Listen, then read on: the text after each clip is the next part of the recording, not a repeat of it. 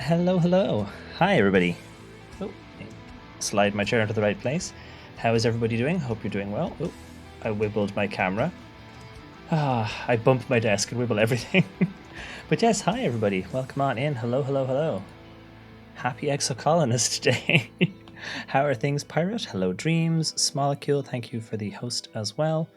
Scumfang, hello, hello, hello. Bots are go. I repeat, bots are go.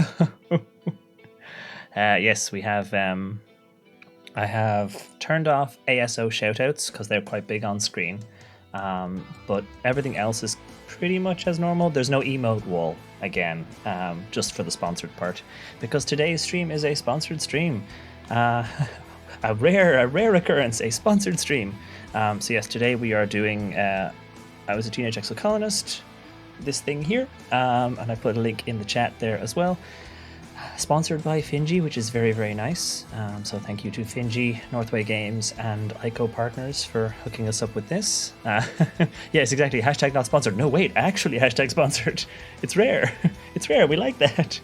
Sponsorship. That's one of those favorite ships. Exactly. It's one of our favorite ships. Sponsorship. But yes, that is what we are playing today. We were doing I Was a Teenage Ex-Colonist. Amalia, hello. Welcome on in. Everything else is pretty much as normal. I turned off a couple of the more on-screen stuff. Alerts are still there, but other things have kind of just in case we need to use clips from the footage, that sort of thing. Thank you, Pirate, very much for the host. Anyone else I have missed? Just thank you all very, very much for the host. Please do check out Pirate. Also, Pirate, it's like 3 hours from now that you're doing your final episode of Arcade Spirits, right? Cool. I might run a little bit over, but we'll try and swing in then. Hopefully not too late. But yeah, I'm probably going to run a little bit over, like probably 20 minutes or so. But yeah, let us make a start, shall we? Let us pause Pretzel, and we shall just double check all of the things are working and sound levels and all that sort of stuff is fine. And then we will jump on in. So let us press play. As I say, there is a link in the chat if you want to have a gander at the game. There is a link in the chat there, which is a tracked link to Steam. So if you want to go and click that link and check the game out, wishlist it, pick it up, there is a demo available still. As far as I'm aware on the store page, there is still a demo available. So you can even just download a demo and have a go. Please do have a look. Actually, let me just check. I'm going to just double check if the demo is still live, because that would be awesome if it is, because I love when that happens. Is the demo still there? Yes, the demo is still there. I love when a games company releases a game and the demo is still available for a little while, because why not? You're not going to lose too many sales if you just let people try a little bit. So, excellent to see. But yeah, let us fire the game up, have a gander, and see how we go.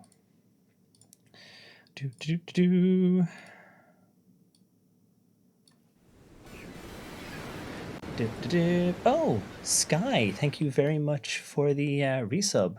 Let me get you a hat. Please let me know what you would like. Oh, it never even occurred to me to try and have the top of the capture screen not cover the logo. But look at that, it worked out perfectly. How are things, Sky? Holy heck, would you like a hat? Please let me know what hat you would like. I hope you're doing well. That's a lot of months. Thank you very much for the resub. Okay. Let us zoop in anyway. Zoop in here. And then I will put away that one. Nice. Same hat as always, thank you. I mean, it's one of those things. I ask because you never know. You might suddenly be like, actually, today I want, who knows? So I always ask, but certainly. On Ace Top Hat. I will throw that on. There we go. But it's your hat. I know, this is true. But it doesn't mean you can't make other choices. I just never want to decide for you. It'd be like one of those places where you go to a bar and they know exactly what you want, or you go to a restaurant and know exactly what you want, and you walk in the door and they've already started preparing it, and that's the one day you want pizza instead. How are the volume levels? We might need to adjust the...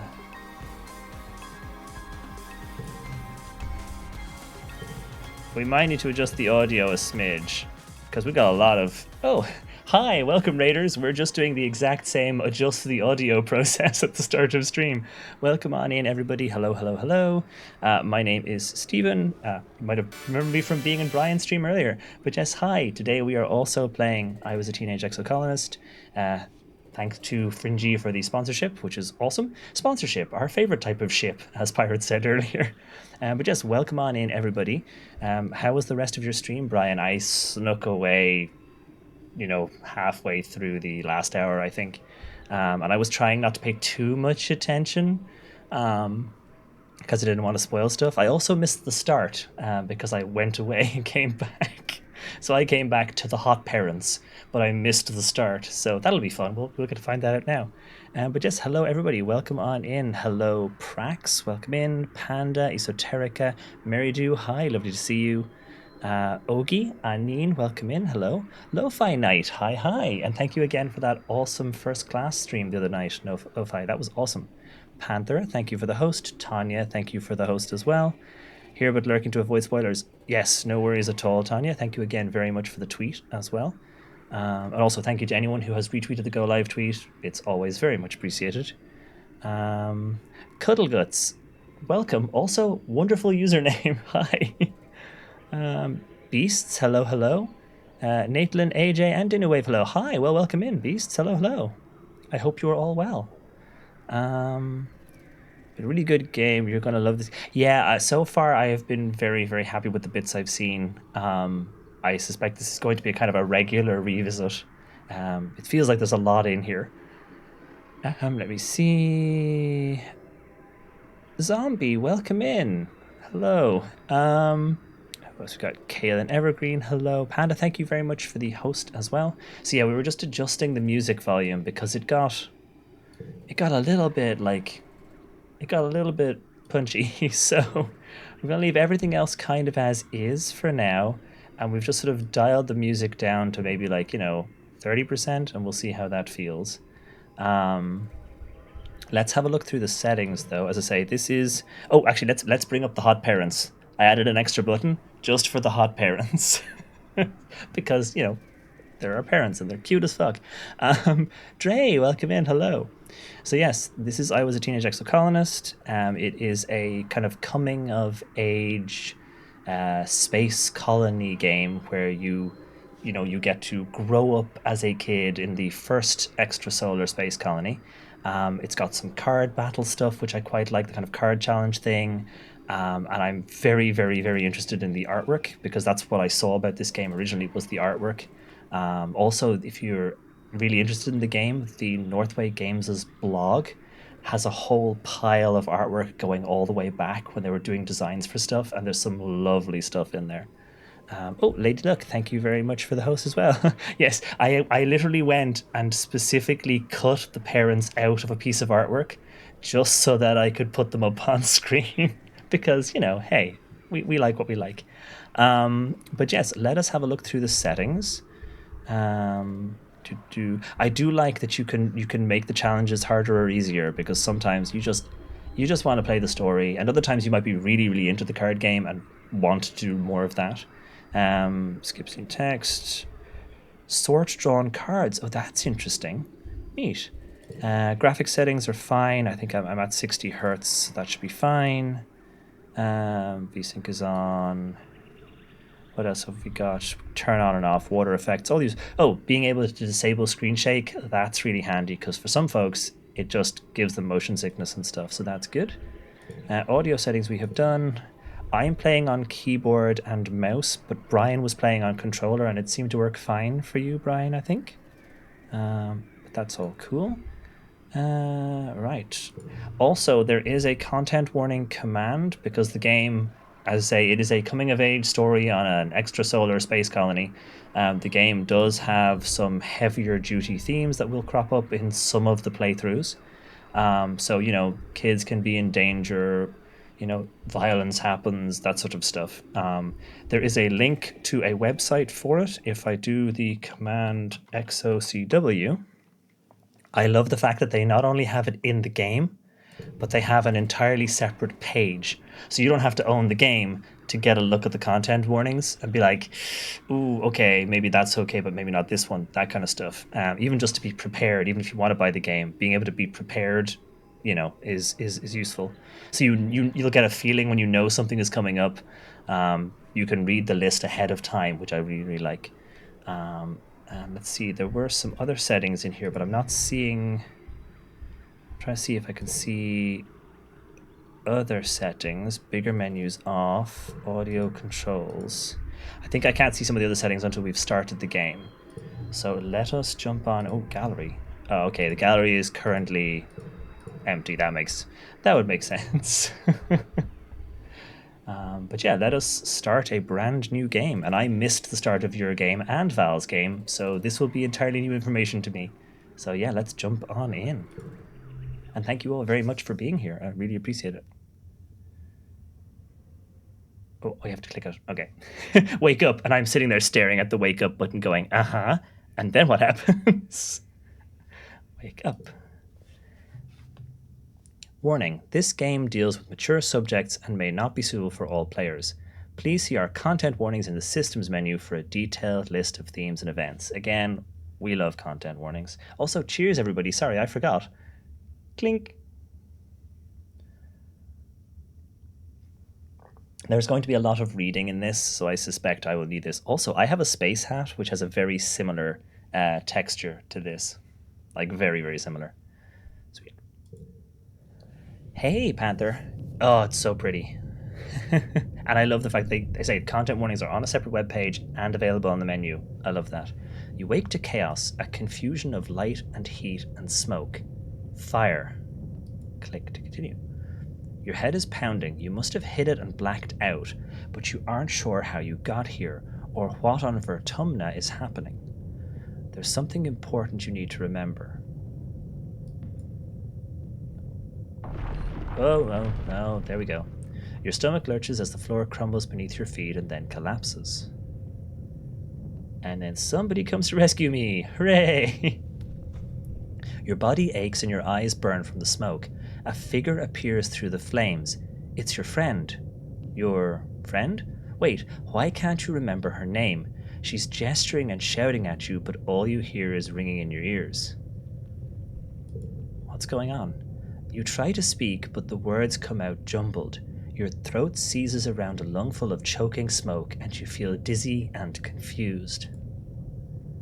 Your friend pulls you out of the rubble. She throws your arm over her shoulder and half drags you towards the door.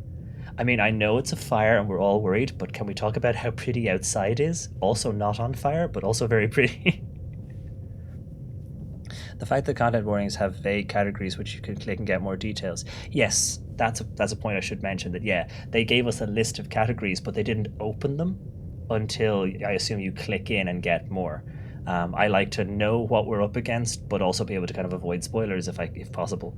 But yeah, that's very nice. The fact that you can go, okay, there is a death. Click. It features one of these characters. Oh, okay. Whereas, for some people, just the fact that there is a thing might be where they draw a line. But yeah, that's awesome. Oh, it's so pretty. Okay. Through it, you see a deep, eerie twilight, dark blue and cold against the heat of the fire around you. Glow season. I don't know what it is, but it's pretty. Oh, pupper. Glowing eyes. You shake your head to clear your vision. Is that some kind of dog? Like from Earth? Apparently. Okay, not a dog from Earth, a little different, possibly still a oh, okay, they ate us. Its jaws opened. They ate our face. Whoops. Oh well. Oh, I was like, oh, okay, not a dog from Earth, but possibly still a pupper. No, they ate your face. Okay, cool. Welcome to the game. It's like the dog went, welcome to space.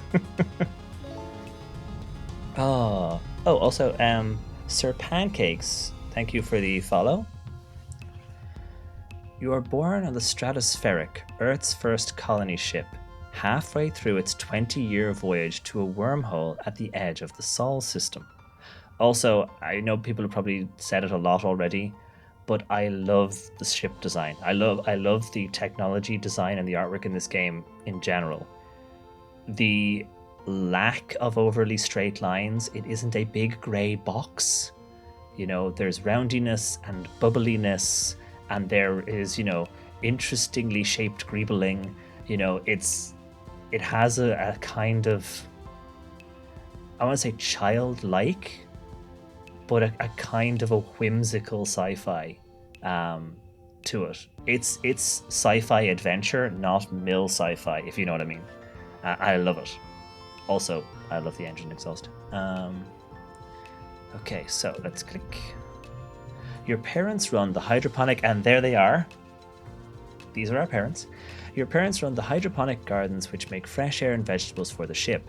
Like the other colonists, they bravely chose to make this one-way journey to an uncharted planet for Tumna 4 in the hope that they could escape Earth's troubles. They had you the old-fashioned way, merging their genes like they merged their cultures and traditions. They name you. Now, this is an interesting one because I am curious about this. Sadly, I don't know the answer. Your character is called Saul in all the sort of marketing material, and I'm like, oh, they shorten your name to Saul. I'm curious, if you pick a name that still starts with Saul, do they shorten it?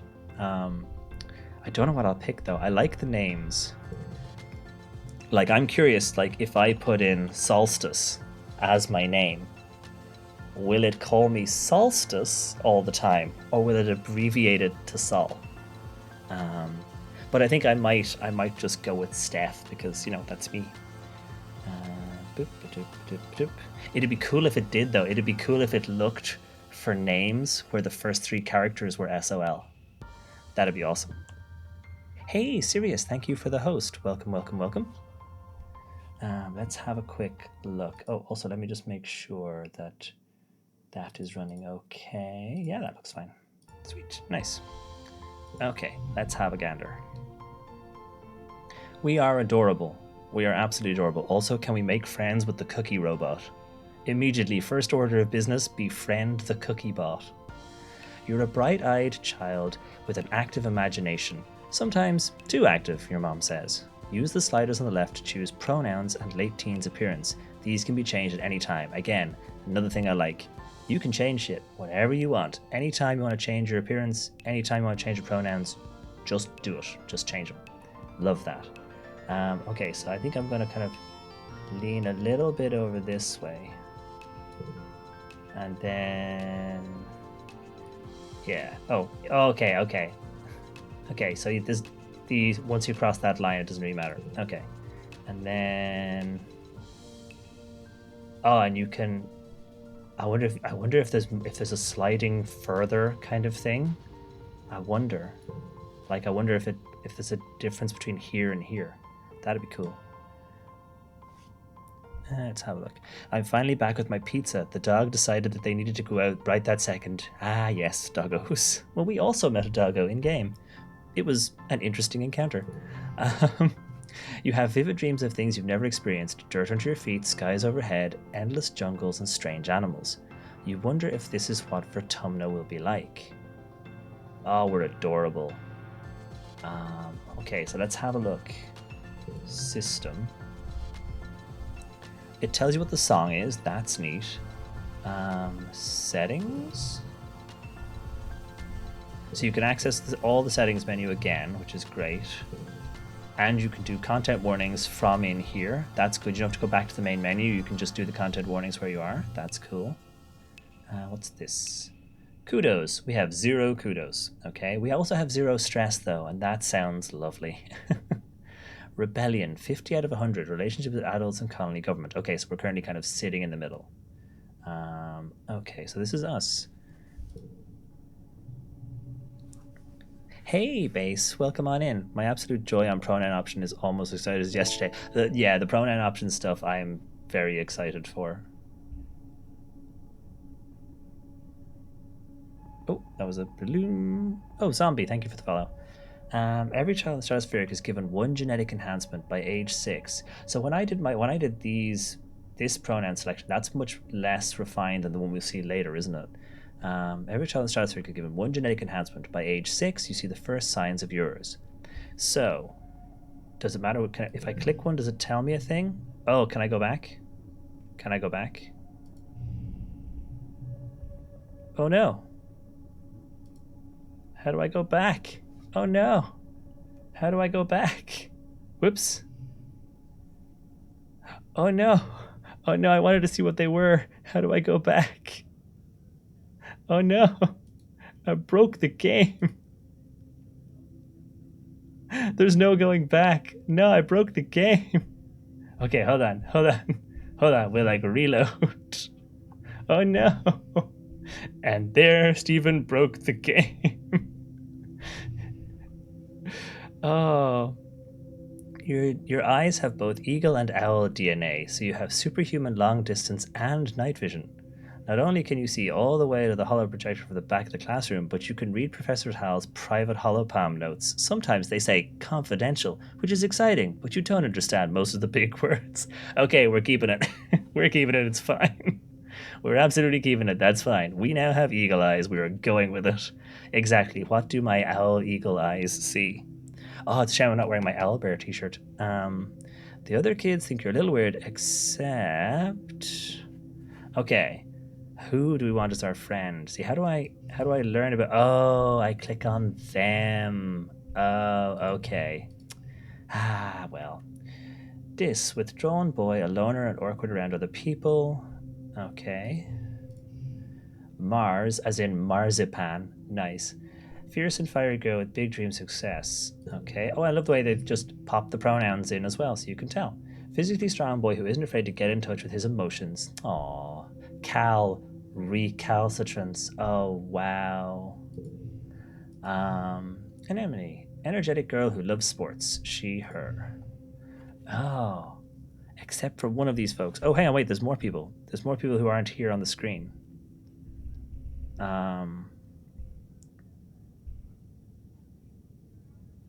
Yes, exactly. Worst case, main menu, new game. Exactly. We're very early on, but we picked Eagle Eyes, and I'm actually kind of okay with that. Hey, Malam. Hello, hello. Thank you for the host. Oh, no worries at all, Panther. Thank you very much for hanging out. We will see you again soon. I hope work is going well. Quiet and adventurous Dis, bold and confident Mars, tough and gentle Cal, energetic and loyal Anemone. But then we also have studious and mature Tangent and shy and sweet Tammy. I'm going to pick one of these folks, though. I think I'm actually going to go for Cal. I think I might actually go for Cal, because Cal's adorable. Let's go with tough and gentle Cal. Cal is a sweetheart, always ready to lend a hand or play a game. He and Tammy are just as inseparable, so it's almost like you have two best friends. Boom, bargain. Cal teaches you how to take care of all the classroom plants. Your parents are very proud of both of you. Aww, what's this mean? So you get plus 10 to friendship with Cal, plus 10 to biology, plus 11 to animals. Perfect. We wanted to pet all the things, so plus 10 to plus 11 to animals. Brilliant. And a gained memory of Cal's strength. What's this mean? I think it's one of the cards, so I've got a memory of Cal being swole. Cool. Oh, wait, you can say, wait, that's not right if you want. Ah, okay. I wonder if wait, that's not right takes you all the way back to the start? No, okay, it only takes you back just the one. So yeah, we're absolutely sticking with our pal, Cal. Yeah, Cal. Okay.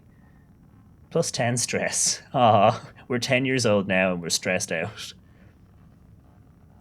I feel like the replay value of this game is very high already. Yeah, absolutely. Nathan, these ones are actually safe to click and can go back. I'm not sure why the game doesn't make this clear. Oh, okay. Good to know.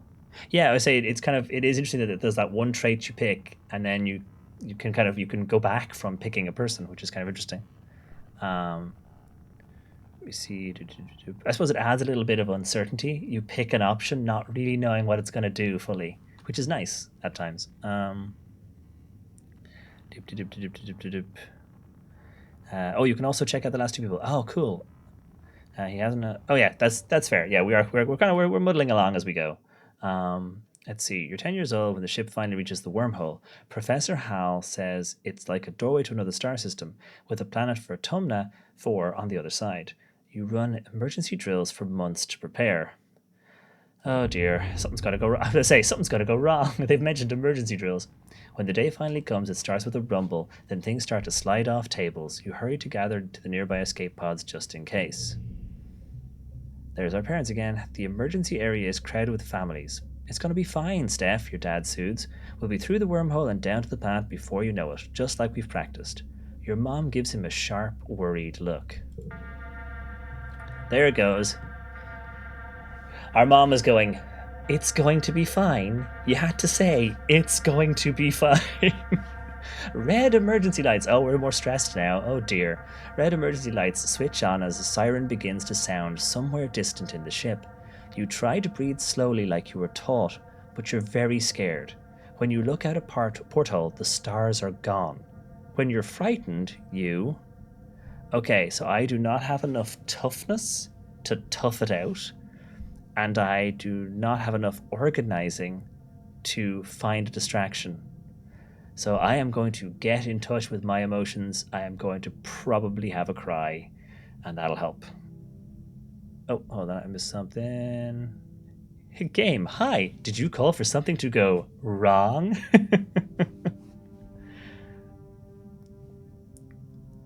Yeah, the art style is lovely, and I'm kind of digging some of the fashion. Also, our parents are cute. Get in touch with your emotions. Click. Oh, who's this person?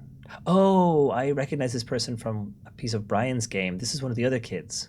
Get into it with your emotions. You bawl like a baby. It feels good. -10 stress. You aren't the only one. Nearby, your classmate Tammy has tears streaming down her cheeks. Mars is trying quietly to console her. She sighs as your crying makes Tammy wail even more loudly. Your dad puts his arms around you as you let it out. Oh, we have a stress cry. Mood. +2 friendship with Tammy. +2 friendship with Mars, even though Mars should be kind of like, oh, why are you crying as well? You're just making it worse. And we get an extra card. Gained sense memory. Stress cry. Sweet. Uh-oh. We're stressed again. You wait. The shaking builds. I was going to say also, can we appreciate the artwork on the ship? Maybe we'll get a chance in a moment. Then everything starts to get very weird. The hallway stretches, and you're stretching too, your arms impossibly long. Your head feels like it's slowly filling up like a balloon and contracting down to the size of an atom at the same time. Is this the wormhole? You hear the distant, ominous squeal of metal giving way as the ship shudders and lurches in slow motion. The weirdest part is a sense of déjà vu. You're sure this has happened to you before, and you know somehow that everything is going to be okay. Oh, thank you, Brian. The shuddering reaches a crescendo. You hear an impossibly loud crunch and feel weightless for a few seconds before gravity slams you back against the wall, head first. You black out. As you slip, unconscious, you feel yourself twisted out of time. It's today, yesterday, and tomorrow all at once. I mean, that's just Monday morning. And more than just one tomorrow. Lots of them. Different tomorrows. You find yourself in a place that you know from your dreams. Tilled fields, dramatic ridges, and a stranger, but also not a stranger, grinning as she grabs your hand. Hurry up, she says. I'm not going to let you miss this. Distantly, you can feel the ship shaking has stopped and hear your parents' worried voices. Feeling safe, you slip further into the warm embrace of the stars. You drift. Oh, the artwork in this game, though. Oh, it's just desktop wallpapers for days. Oh, we're less stressed now. Tomorrow. Yes, indeed, Rogan. Good time zone, B-May. Hi, welcome in. Hello. Yeah, the art style is lovely. I like the kind of softer sci-fi designs. I like that a lot. The med bed under you plays a soft tone, and an automated voice speaks. 2 weeks have elapsed. The patient's cranial injury has completely healed. They may now be safely discharged. As the fog lifts from your head, you realize something seems different about this room. It's so bright. You try to focus on the window. Something is definitely different. Oh, that'll be interesting. Also, Arkham Librarian, thank you very much for the follow. Welcome on in.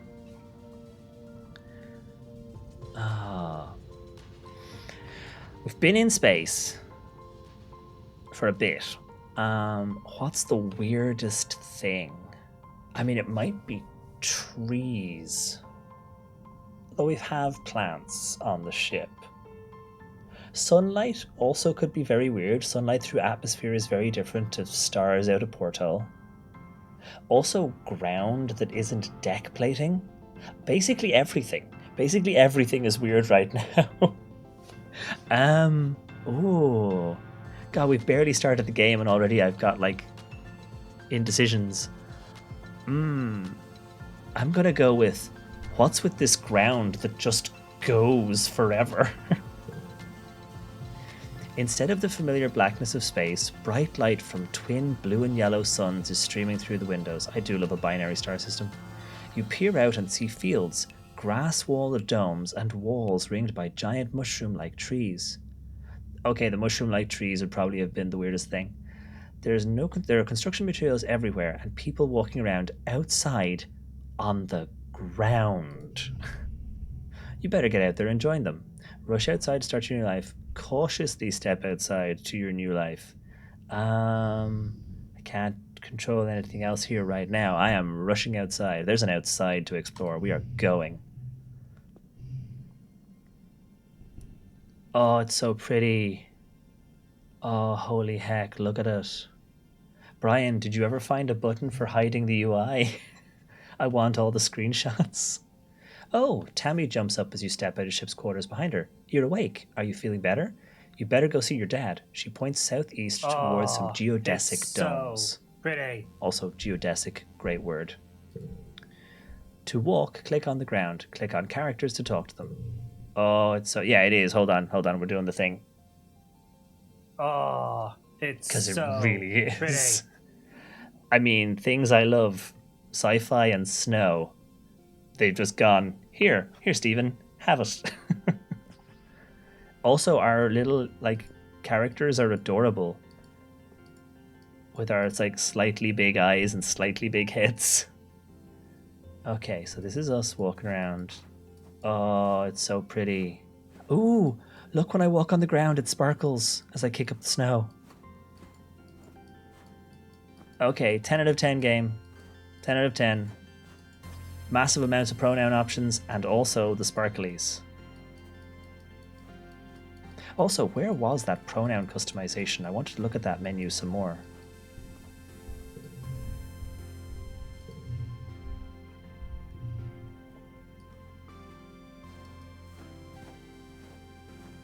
And yes, good footstep sound. How, by the way, how is the volume levels? Is the music still a touch loud for everything else? Or just let me know and we can adjust.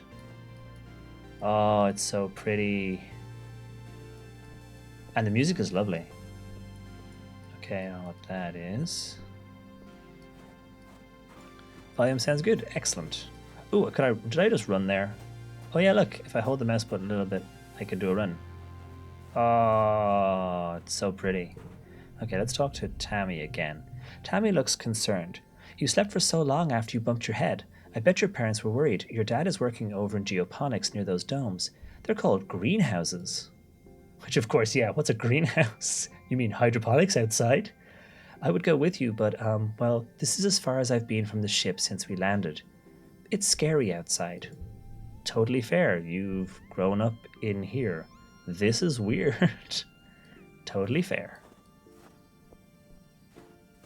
Oh, there's our dad. But before we talk to our dad, we're going to have another look about. What's this? Oh, we can go inside. Command. Command is a warren of long hallways with doors off to tiny, nondescript offices. Everyone you pass seems to be in a hurrying off to something important. The end of one hallway opens into the supply depot, which works both as a requisitions office and general store. Beyond it are cavernous warehouses stacked high with supplies from Earth, now being gradually unpacked and distributed. Okay, we'll just We're only 10. We don't need to be in there right now. Okay, let's go talk to our dad.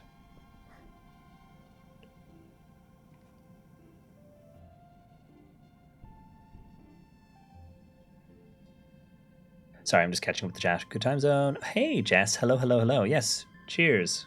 Clink. This game is already making it. I think you can still access it someplace. Maybe click on the character portrait. Yeah, I was wondering where the extra customization was. Not that, although I can hide those bits. Yeah, I wanted to see those settings, and I seem to have missed them during the start. There's a whole set of awesome customizations for the pronouns, and I apparently somehow missed the menu. Also, we should save, shouldn't we? Yeah, new save, just to have. Just to have. But yeah, I'm curious as to how I missed that menu because I was very excited for that menu, and now I've accidentally missed it somehow. I wonder if I can get them in my house or wherever I started. Oh, look at this place. This is the living quarters. The ship's quarters are where everyone sleeps, eats, and hangs out. The private bedrooms are small. You share one with your parents, so colonists spend most of their time in the big common area. There's a lounge, a cafeteria, and a creche where all the little kids and babies are raised communally. Nice.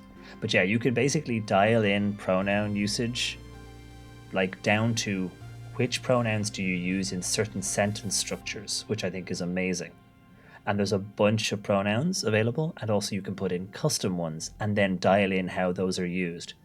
It's really good. I don't know how I've missed that menu. Hopefully I get the chance to adjust it. The game did say that we could adjust our pronouns, so maybe once we've spoken to our dad, we'll kind of get more set up. Steph, your dad gives you a big warm hug. I'm so happy you're finally awake. Dr. Insistence thought it'd be best to keep you asleep while your noggin healed. Your mother and I thought you might sleep away the whole year, my snoozy little gooseberry. Aw. He checks your head and looks relieved. He was clearly very worried about you, but covers it with jokes and smiles. Aw. Love you, Dad. Welcome to Fertumna, he says, gesturing around you. You've never seen the stratospheric from the outside except in pictures.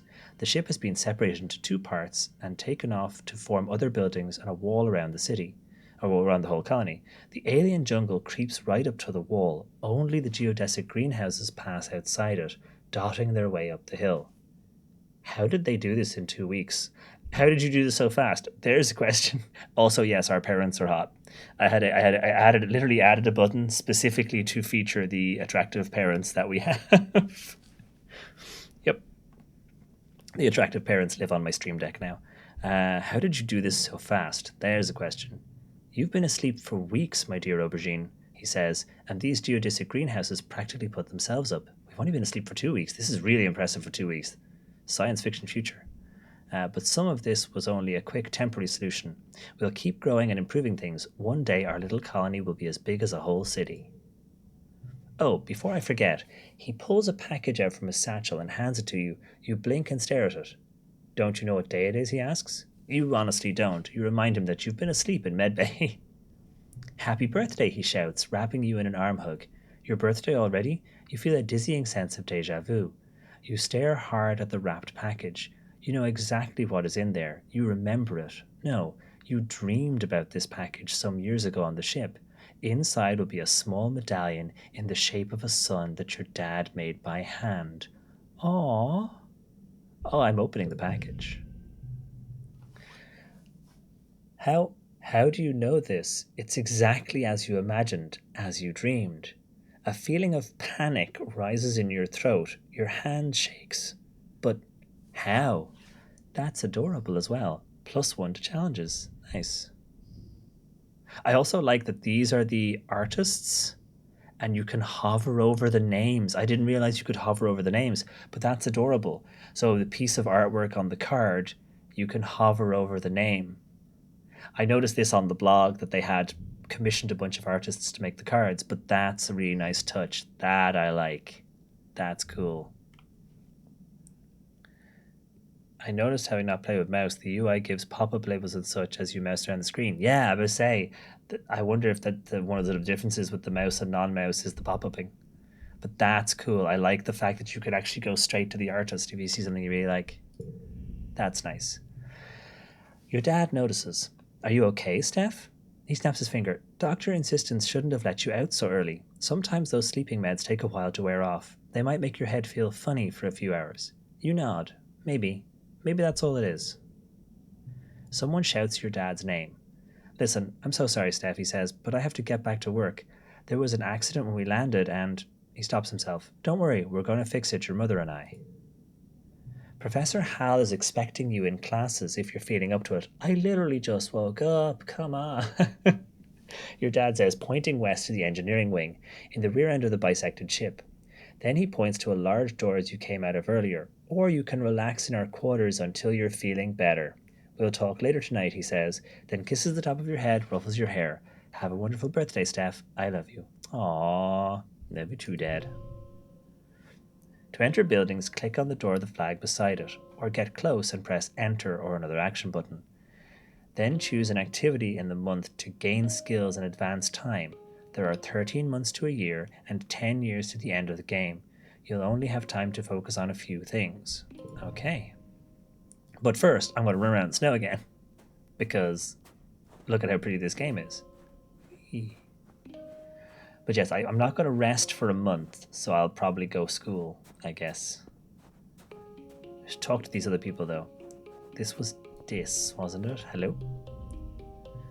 You see Dis sitting on the ground beside some bushes. Is he hiding from somebody?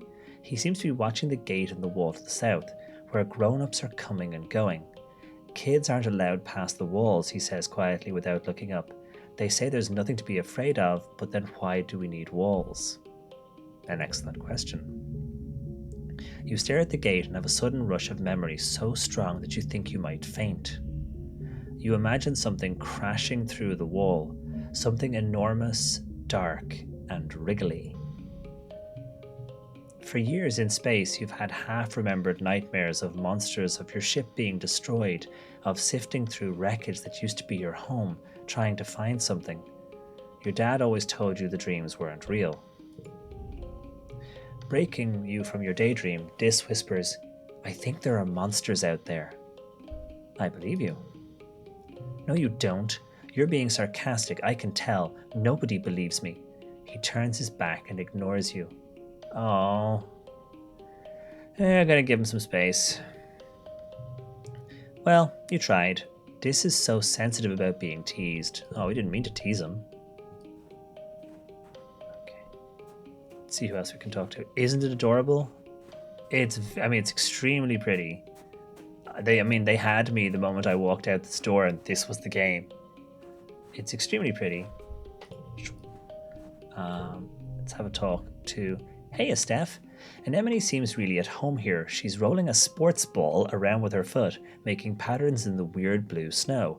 This stuff is different from snow on Earth, she tells you, because it isn't cold, but it's still neat, and you can make stuff out of it. Your foggy head clears a little. Anemone is simple, physical, real. You always feel grounded near her. What are you making? Just snow spirals, but earlier me and Cal made a big snow pal. You missed it while you were sleeping in Medbay. Oh, also trans beanie, absolutely. One teeny trans beanie. I shall attach that over here. There we go. Now that you're awake, we can play. Okay. Where's my we can play option? Oh, okay, we don't have one. Have you seen any monsters? Why aren't you in school? Let's ask that question. She smacks her forehead. School? I wondered where everybody was. I guess I'm going to be late for humanities class. Nice. Why aren't you in school? Oh, shoot, I knew I forgot something. She doesn't look very worried. It's okay. Professor Hal is chill. He won't mind, but we should probably go now. She grins and starts running towards engineering. Hey, race you.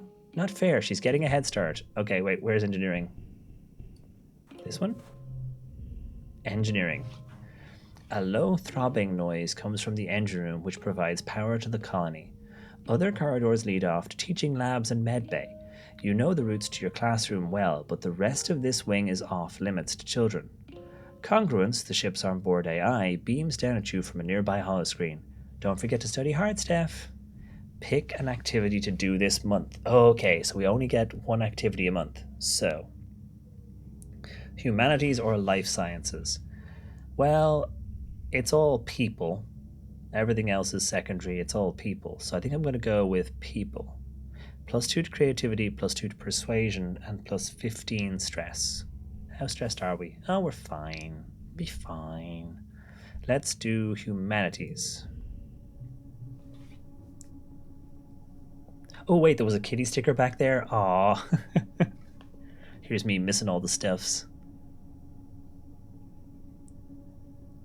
Congruence as a name is epic. Yeah, there's a couple of very cool names already so far. I love the fact that Mars's full name is Marzipan.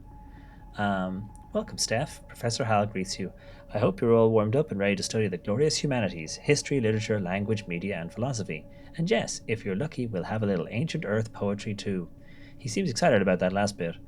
By the way, if anyone is interested in taking engineering classes, please register through Congruence's scheduling system when you have a chance. She'll be helping me teach them. Good to know. Oh, there goes my tummy. Today's assignment is an easy one, Hal says with a yawn, because I was up late repairing Congruence's subterminal and I could use a nap. Aw, buddy. I'd like you to write an essay on what the Vertumna colony means to you. Oh, okay. I like that they prioritized humanities and fashion when picking the ship roster, indeed. Yeah, exactly. Democracy. My friends are all here. I feel safe here. Just doodle instead of writing. I would say, does a 10-year-old understand freedom, equality, democracy, or is that just a phrase that a 10-year-old has picked up? I'm going to kind of go with my friends are all here. You write about all your buds and fun things you do together. When Hal wakes from his nap, he asks a few students to read their essays to the class. Mars is annoyed that you hardly mention her. Well, you aren't really friends, so... Whoops. Oh dear. We've already made a nemesis. When you work or go to class, you'll play a quick card challenge as the month passes. Move cards to fill the 5 panes and make the best hand you can. The order matters. If your total in the circle on the right reaches the goal value, you win. Depending on your cards, some challenges can't be won, but you can still get a reward for doing your best. Oh, I love it. Okay. Let's see. Gosh, there's a lot of reading. That is one thing I should be prepared for. What does this place you woke up 15 minutes ago mean to you? Yes, exactly. I mean, I guess the Vertumna colony is the entire 20-year spaceship ride, but yes. You've just landed, you've just woken up, so write me an essay. Okay, so our goal is 7. I don't know what that... Oh, +1 from the Sun Medallion. We got the dad boost. Love a good dad boost. Also, there's a button behind me you can't see, but if we wanted to take the stress, we could push through. But I think we're not going to do that. I mean, we've taught my 10-year-old niece about freedom, equality, and justice, but we're goddamn babies. Okay, so...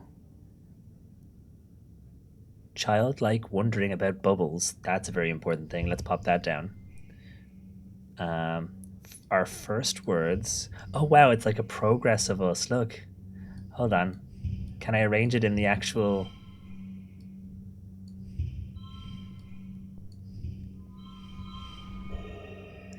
So we got 9. And I did it in kind of chronological order. Oh, we got like an extra point for putting these two together. So would I get an extra point for putting this one here? No. Got 3 points, so why didn't I get... What's equals 1? Oh, 1 for 2 of a kind. What if I switch these?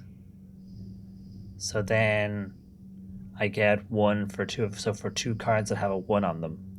Oh. So what if I did this? Then I would have... Oh. Boom, 11 points. So I get +1 because these two cards are zeros. We get +3 because we have a flush of 3 cards. And then we get another 3 for having 3 of a kind. So 11 is good. We're going to take the 11.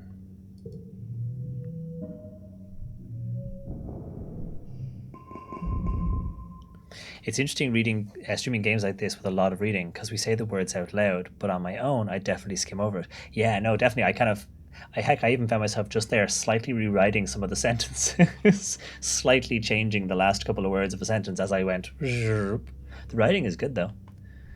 Your skills increase when you work or go to school, with extra skills if you win the challenge, and with kudos bonuses if you make the highest scoring hand with your cards.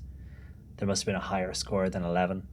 Working also increases stress, which prevents you from working if it reaches 100. Oh, okay, so if you reach 100 stress, you've got to take a month off. To relieve stress, take a month off to relax in the quarters wing. Yep. Cool. Victorious, you worked well this month, +1 creativity.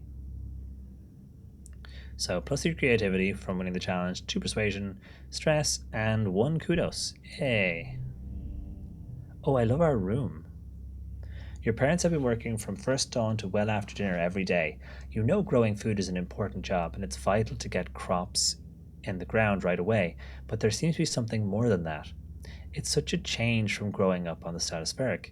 When you saw them all the time, you stay up and wait for them at night before going to bed, though you can tell they're exhausted. They make an effort to spend time with you.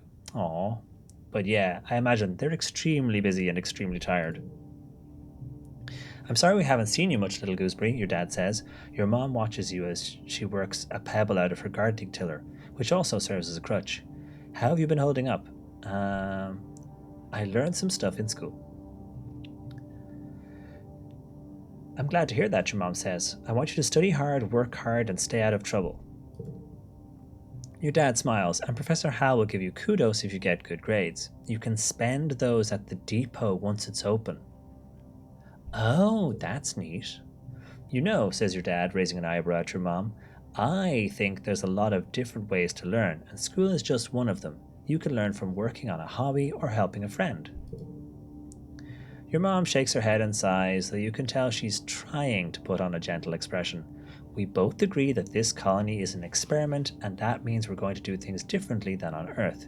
You're old enough now to start making your own decisions about your education and future, and if that means you find your own way, we'll accept that. Your dad puts a hand on your shoulder. We'll be proud of you no matter what you do. Try talking to your friends. They may have ideas for how you could spend your time. And come by geoponics, your mom adds. We could use your help. Unlock shoveling dirt in geoponics. Okay. Early quiet. Mid quiet. Oh, okay, so we've gone from early quiet to mid quiet. I guess those are seasons? Months? Yes, learning isn't all in school. Well, indeed. Hold on. I also feel nervous because I cannot do accents and hope people don't expect me to because I have a relatively weak voice, especially on T. Yeah, no, exactly. I don't think anyone will, have a problem if you can't. It's, read or paraphrase as much as you can. Just play it and stream it. It'll be fine. Yeah, anyone who takes issue with that is being a jerk. I still need to figure out where I can go to adjust my pronoun-y bits and stuff. I wanted to see that settings menu. Friends. Oh, these are all our friends. Oh, there's lots of extra people we don't know yet. So that's our mom. Okay, so our mom is Flulu and our dad is Geranium. And then there's Hal, Tammy, Mars, Diz, Cal, and Anemone. Nice. See, customize. There's the menu. I missed it because I moved the slider. This is the menu I have been telling you all about. Let us take a moment to appreciate the menu. This wonderful menu. Yes, clapping for this menu is appropriate. This is the menu I wanted to show you all. Custom pronouns. No, you obviously can reset them, but You have a collection of custom pronouns. You can change them as you go, so you could mix in pronouns. Not only that, you have whether or not it autofills they singular or they plural, which is awesome to see. And then, even better, and say I don't expect people playing the game for the first time would probably go deep into this, but it's good to know that the options are there so you can go even further in as you play. You get all of the variations of it all the way down. And then terms for things, whether or not you want gendered terms or non-gendered terms, all the way down. Still going. Boop. So, probably, as Brian was saying, possibly every use of a gendered term in the game and every combination of pronoun and sentence that you could possibly come across. Isn't it awesome? So if you were playing the game and you really didn't like one of the words that was used, you really didn't like, I don't know, ancestor, you could adjust it. You didn't like friendo, you could adjust it. But yeah, to have gender neutral or customized phrasings, they don't have like dude or guy as gender neutral in here, but if they did, you could change that, for example. But I love this. Look at it. I strongly suspect that people they didn't account for that, but maybe it would change some. Say, curious about whether they allow fully plural as an option. Yeah, I'm not sure. Although you can, as I say, you can adjust words. So you could adjust words like person could be adjusted to people, that kind of thing. At least it gives you so much customization, you can probably make it work. I mean, just look at it. Like, this is just. And it means they had to take the time to make sure that the writing supported these fields being swapped in and out, which is, I mean, that's work. They took the time to make sure they did it right, which is amazing to see. So the fact that you can autofill things and that you can customize how every single word is adjusted, that's just awesome. Oh, that's a good point. The if you go to the link, to the Steam link. Oh, also thank you, Brian. If you go if you follow that Bitly link to the Steam page, there is a demo available. So yeah, maybe have a gander at the demo and see if you can actually do what you want to do with the menu. And that way you can try it out, essentially try the demo for free, see if you can get it to work the way you want it to. And then you'll know, which is amazing. We love that.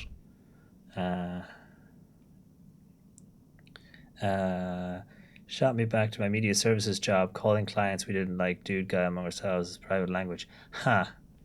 But yeah, no, I think it's fantastic. I think this is amazing. There we go. But yeah, I just wanted to show you this because this is truly awesome stuff to see. It's a shame that it's not more common. Definitely should be more common. Wait, so where do I go to get my? Where do I go again? I think I have now just adjusted my pronouns.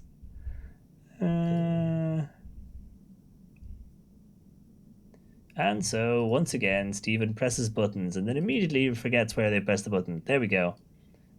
Okay, there we go.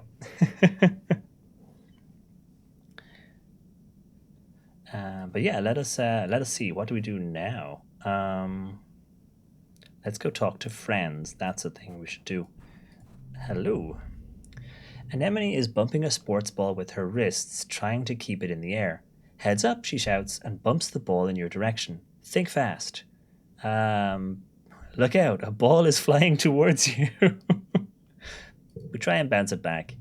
You bounce the ball back and forth at her, trying to see how many times you can rally and keep it going, and Emily tells you about the new sports ball court, a proper regulation-sized court, way bigger than the little 0G one on the stratospheric. Her brother Com is coaching the junior sports ball team this year. I love that we're just calling it sports ball. I appreciate that. He's so great, she says. He's good at everything, especially spiking. He's coaching me to play awesome like him. You should come join us. Unlock sports ball in the garrison. Okay, good to know. I want to say again though, I love the little animated outside versions of us. We're adorable. Okay, I've got to talk to parents. Meanwhile, this is like minding the wall. I wonder if you stay here at the wall for long enough, do you occasionally see like a small creature just crawl past quietly if you stay and watch from the wall? The ball will go, exactly. Sports ball, the ball will go. What we'll do actually is we'll talk to our parents and then I might grab a quick refresh on my liquids just because we've got a lot of reading to do. Hello, my little potato, your dad exclaims, smiling warmly. What have you been up to today? Okay, I love it. Just hanging with my friends, staying in, it's cold out here, playing in the fresh air. He breathes deeply and looks slowly around. Vertumna is magnificent, isn't it? You nod. Seasons, he shouts, throwing his hands wide. I've missed seasons. Do I even know what seasons are? I probably don't even know what seasons are. Back on Earth, it got much, much colder, and the snow wasn't half as pretty as our spark snow. He sighs, stretching. You just wait until dust season. Both the suns will be high in the sky and it'll be real hot then. You'll see. Also, yeah, spark snow. It's not cold and probably not wet, so it's probably very staticky, which is kind of cool. You find your mom hard at work setting up the greenhouses with small construction crew. With a small construction crew, I can word. You've seen these plans pinned on the wall of your family's quarters for years now. These geodesic domes will house the more delicate plants from Earth. Spinach, tomatoes, maybe even fruit. She takes a swig from her canteen as you approach. Cheers, Mom. Why is this dad so hot? Both of our parents are so hot. That's why. Do you all mind if I ask an accessibility question about the game? Absolutely, we can try our best to answer. Looking for something to do, she asks. Remember, Steph, you're responsible for your own schedule now that we've landed. You can decide how to spend your time, so long as it's productive. She points towards the engineering wing in the back half of the stratospheric severed frame. Professor Hal's still expecting you in class, but a well-rounded education includes practical application. You're old enough to help with the work around here. She claps her hand on your shoulder. I've got another minute. Anything you need to know?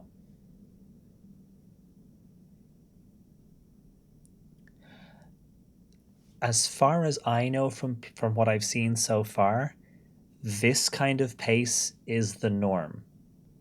Also, there's a setting to skip the card battles altogether if the card battles were a bit too much. But yeah, from what I've seen so far, it's pretty much all narrative and decision, and then those card challenge sections where you get the cards to add up. Brian might be able to kind of, if you're still here, Brian, might be able to kind of expand more because obviously they've played a little bit more of it than I have. But I haven't seen anything rapid from what I've seen so far. And yes, I love a skip battle button. There's a game Val was playing which had that, the ability to just skip the battle, just sort of auto win the little battle because most of the time you won anyway. So, which I really liked.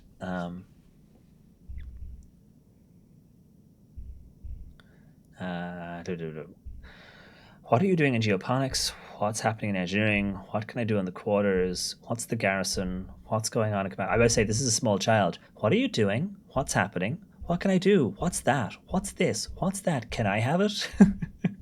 Can I join expeditions? I've been here a month. I am ready to go outside.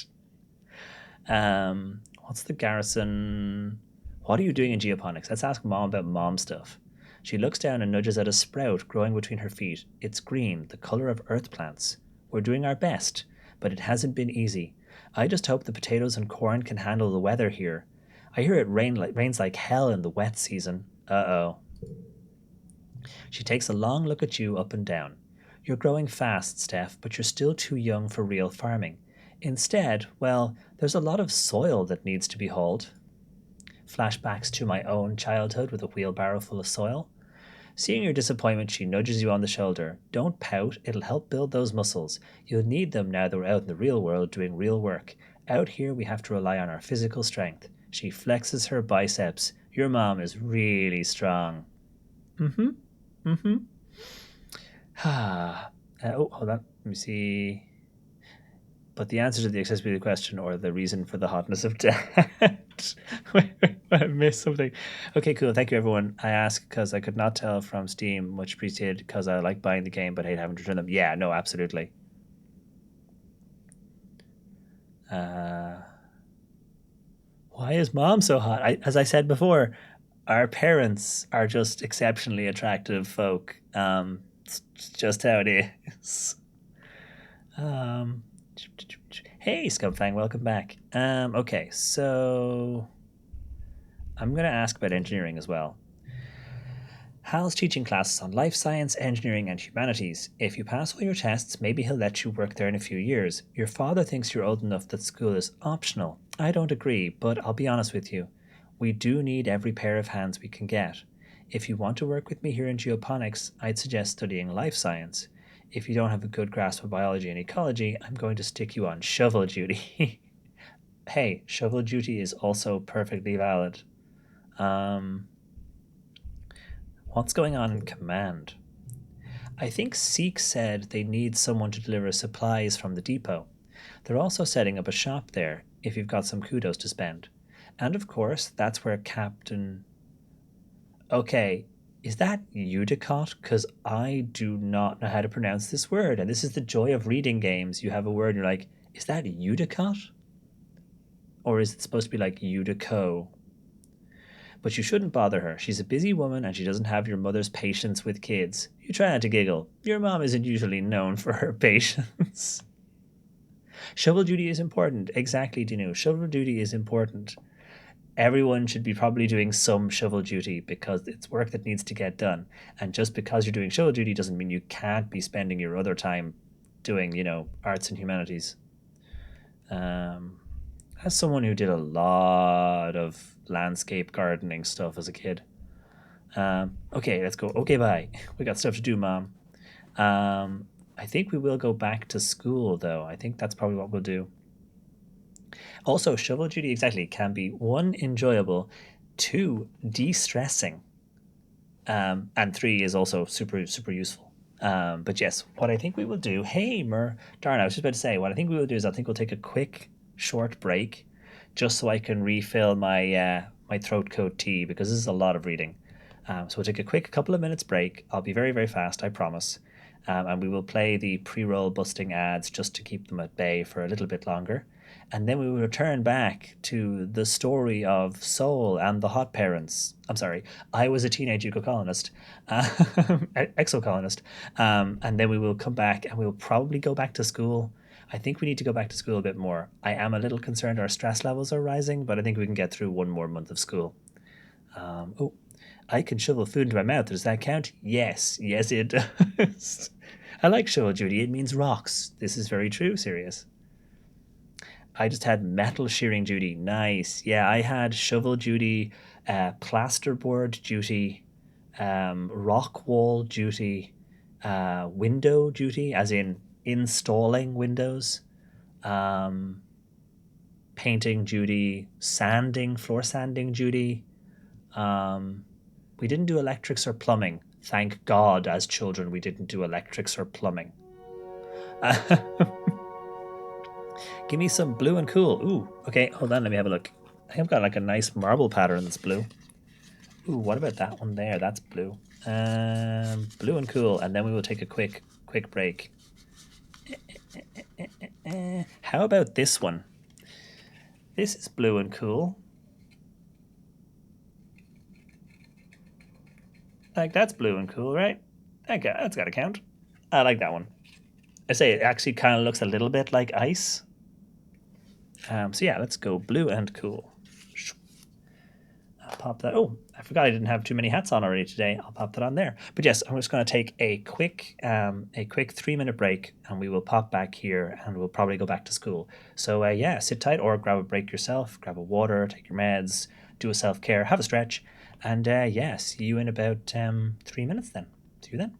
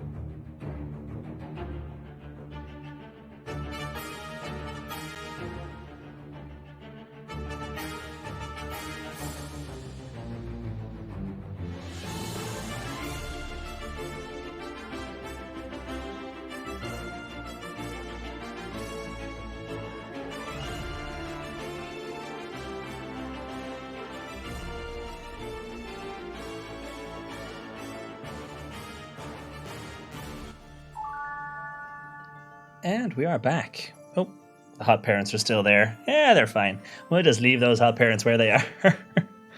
Let me catch up on the chat. Nathan, hi, we're doing okay, thanks. Bit of a challenging time in general, post stream times.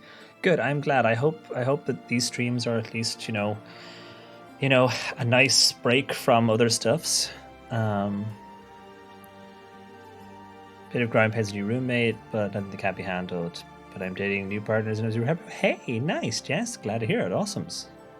Thank you, Amalia. Amalia. By the way, do I owe anybody a hat? Please let me know if I owe you a hat. Or if you would just like a hat. Particularly anyone who, like any of the new folks who came in on a raid, if you know any of you folks would like a hat, any of the new followers who came in, let me know if you've got a favorite color pride flag or you like space, and I will get you one. I don't have quite as many hats as this game has pronoun options. However, I do have about 200 hats, so we're not doing too badly. Let me zoop back into the game.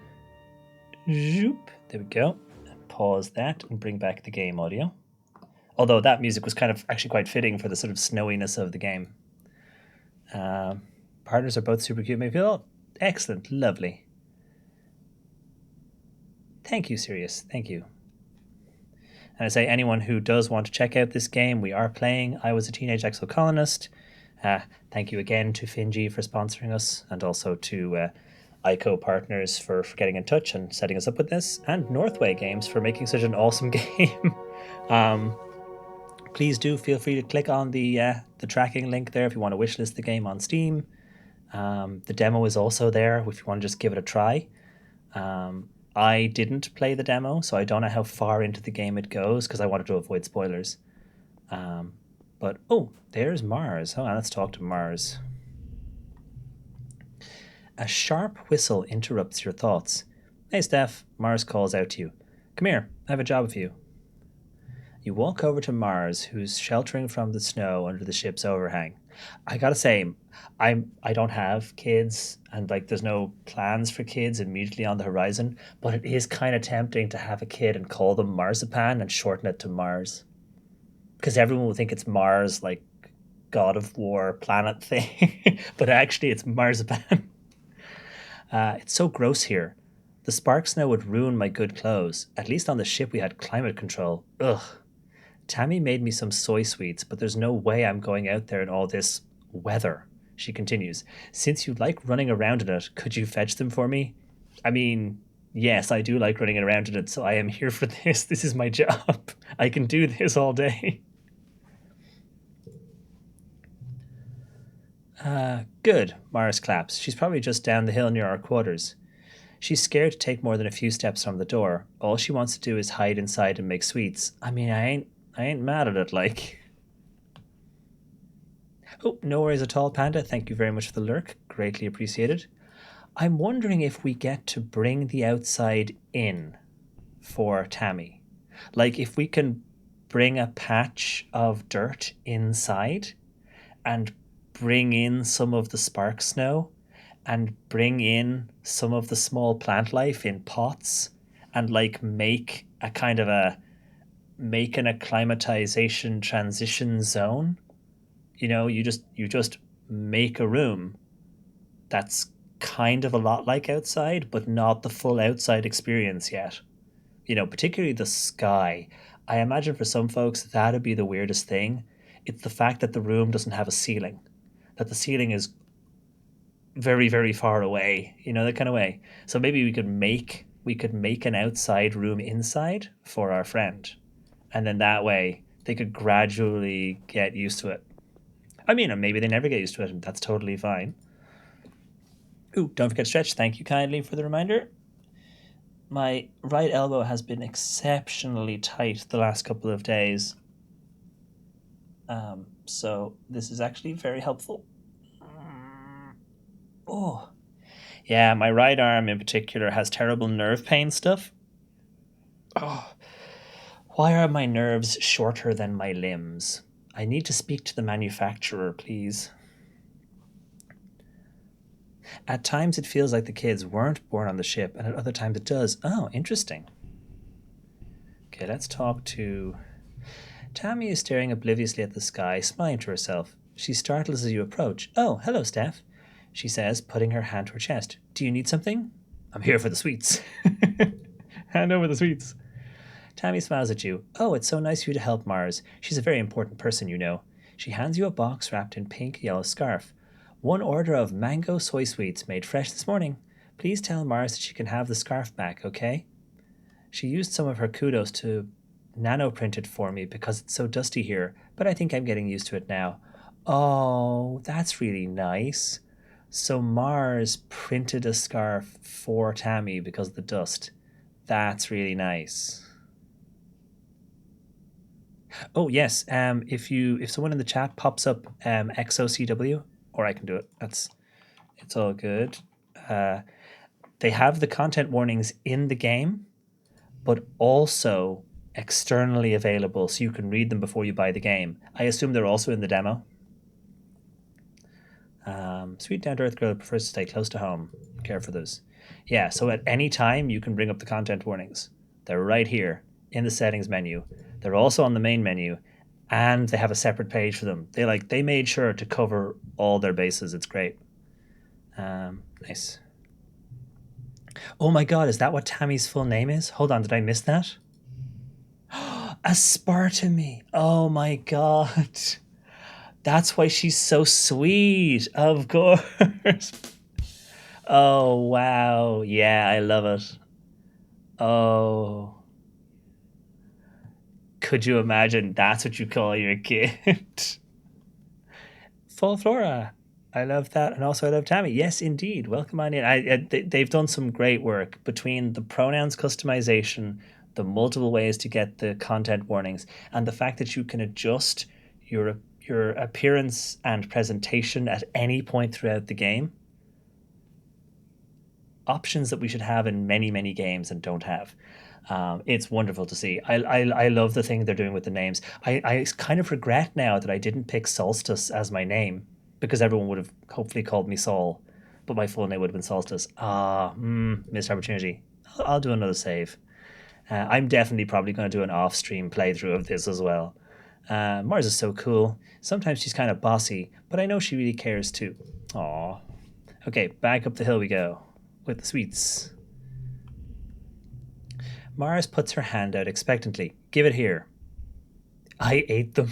No, whoops, sorry. I ate them in the 10 steps between you two. I want half. We don't have the persuasion for that. If you want them, you gotta pay up. Okay, here it is. You hand over the box of soy sweets with a smile. You're such a good sidekick, doing everything I say. Wait a minute. I do like her jacket, though. Okay. She opens the box and hands you a soy sweet. Your tip, she tells you. Oh, and Administrator Seek's looking for someone to do delivery jobs from the depot. I don't want to do it because, ew, running around out there. No. Just go through there, she says, gesturing to the door behind her, and tell them I referred you. How old is Mars? Mars has a referral program set up already? Am I going to be made an affiliate? Am I going to be paid in soy sweets? I'll be outside though, so I'll be getting plenty of exposure. Badum-tish. I'm going to talk to Tammy again. Oh dear. Affiliates on Mars coming to a theater near you. Exactly. Use code Mars for 20% off skill challenges. Yeah, exactly. Oh no. Mars's Soy Share website. You should see Tammy sitting quietly near the entrance of the lounge. You've known her for, well, your whole entire life. Back on the ship, you used to play with her, used to tease her. Oh, wow. So we can choose not to have always been nice. That's kind of a nice, interesting idea. There isn't an assumption that just because we're kids, we're adorable and nice and cute and sweet and innocent, that sometimes kids are mean. Used to play with her, were her study partner, used to tease her, used to play with her. Tammy had the best doll collection. After her mom died, her dad used all his nanoprinter creds to print her a different doll every month for a whole year. Her ears perk up when she sees you. Also, have we seen her ears? Her ears are adorable. Oh, hello, Steph. Do you want to play dolls? Yes, I sure do. +1 empathy and +2 friendship with Tammy. You don't think Tammy will ever be too old to play with dolls. If anything, she has even more of them now. She takes you to her quarters and brings out the entire Spacey Stacy doll collection, a disturbingly realistic baby with real bowel movements, and two super fancy posable dolls named Lily and Tilly, who can be programmed to move on their own. Tammy isn't very good at the programming, so Lily and Tilly just roll around awkwardly when you turn them on. At least they don't poop everywhere. You cover quickly by saying they must be breakdancing at the club. We're 10. How do we know what the club is? The two of you spend the afternoon making up stories of their rise to stardom as professional dancers. Nice. That's lovely. Oh, we went for Cal as our BFF, and I haven't seen them anywhere. Like, is that why, when they're our BFF, we don't see them anywhere? Announcer voids, you will have to check the VOD. So it didn't. Whoops! I keep accidentally clicking off the screen when I read chat. Habit to pull the mouse over. So that's a question. I have not seen Cal. Wait, why haven't I seen Cal? So Mars, Tammy, Anemone, Dis. Dis was here, but isn't. I assume Dis is in school. Oh no, this is right here. Yeah, and then our parents, but there's no sign of Cal. What's this? Oh, this is the garrison. That's okay. We don't need that. Let's go back to school. Okay, so don't forget to study hard. Okay, so this is the. Oh yeah, these are the stickers. Look. Also, notice the cat ears on the camera. That's nice. I hope we can get like the screenshots of these because I want these as desktop wallpapers. Some of these are gorgeous. Register for engineering class. I need a reasoning of 5 or greater. Oh, okay. I need to increase my reasoning if I want to become an engineer. If I study life sciences, I can do that. Let's study some life sciences. Good afternoon, my burgeoning biologists and up-and-coming chemists. Professor Hal welcomes you back to your classroom. This afternoon we'll learn what I like to call wet sciences. He gestures to his hollow-projected lesson plan: biology, chemistry, medicine, ecology, and geology. You'll learn a little bit about everything, with opportunities for further study in your favorite field. If you're looking for something a little drier, try registering for engineering classes. I like wet sciences. Yeah, exactly. Wet sciences. You know, I suppose it's quite fair. Mathematics and engineering and physics are less wet. Although physics has lots of fluid stuff in it.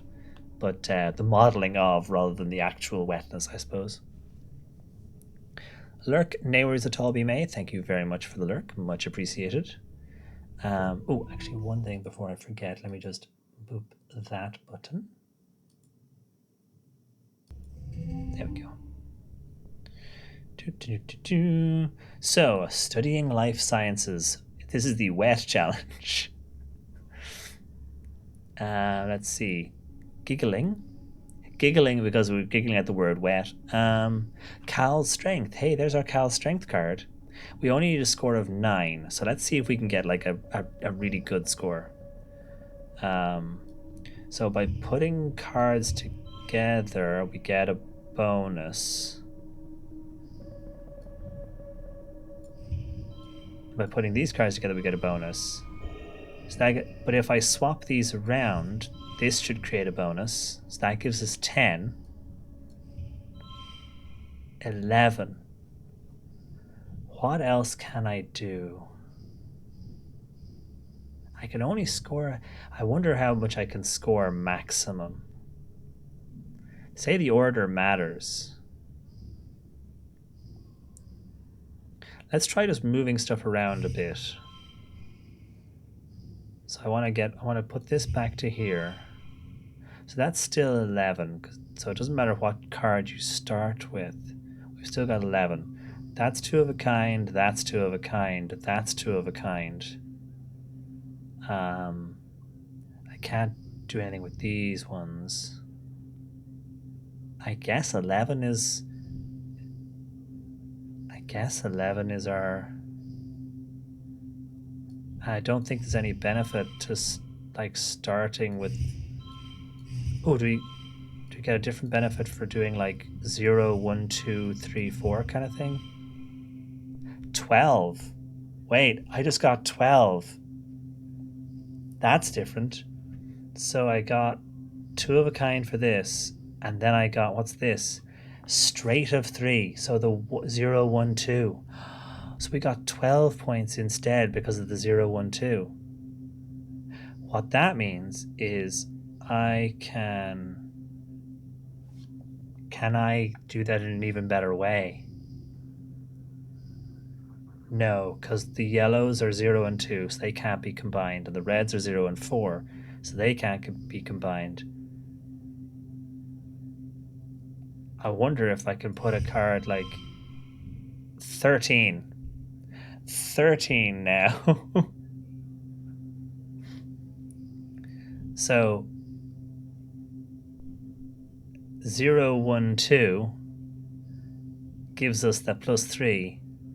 We get a +1 for having these 2 red cards together and a +1 for having these 2 yellow cards together. And that gives us 13 points. So that's even higher.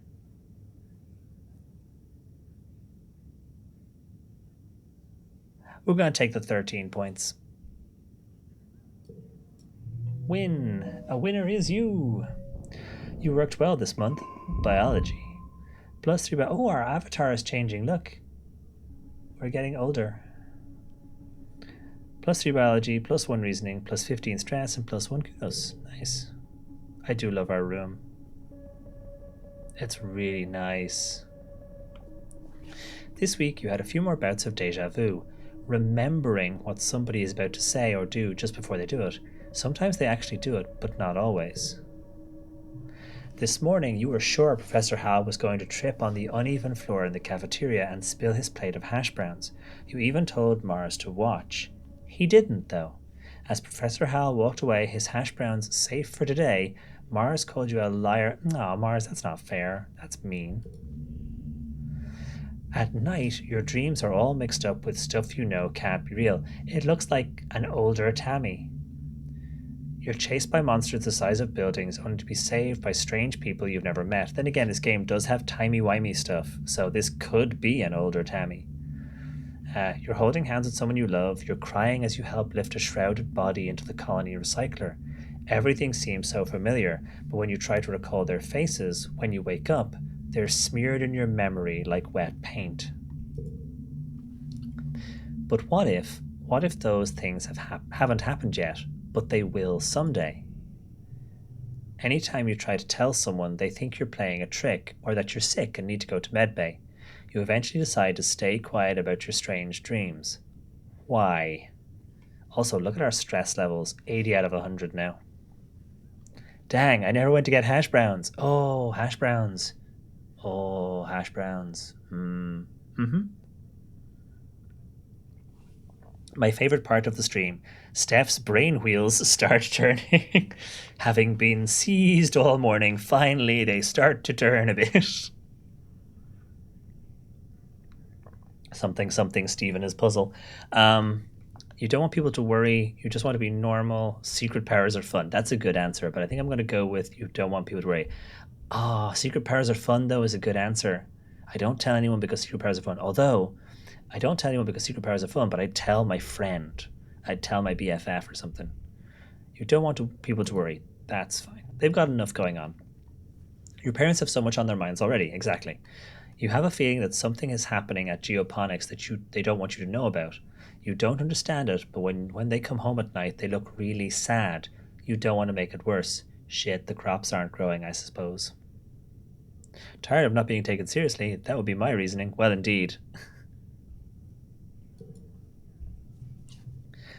If you just keep going to classes and staying out of trouble, it'll be easier for everyone, yourself included. Yeah, that's a thing. Zoop. Oh, we're going into late quiet? Late quiet. Quiet season, age 10. Still quite adorable. Oh, there's a new person. Hello, new person. Tangent is hunched over a hollow palm, frowning and poking angrily at the air. She speaks without looking up at you. Professor Hal wants us to prep a list of native flora with pictures. There should be a catalogue on the Colony Holonet, but I can't find it anywhere. Ha! Plants? You tried looking outside? Wow! 10-year-old me, huh? Oh, you want a list of plants? Have you tried looking outside? That's work, Stephen. I'll help you find that catalogue. Let's make our own list.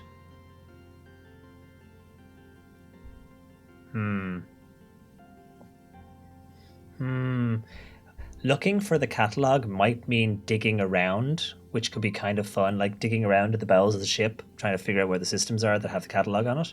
Making our own list might involve a lot of running around outside. That could also be good.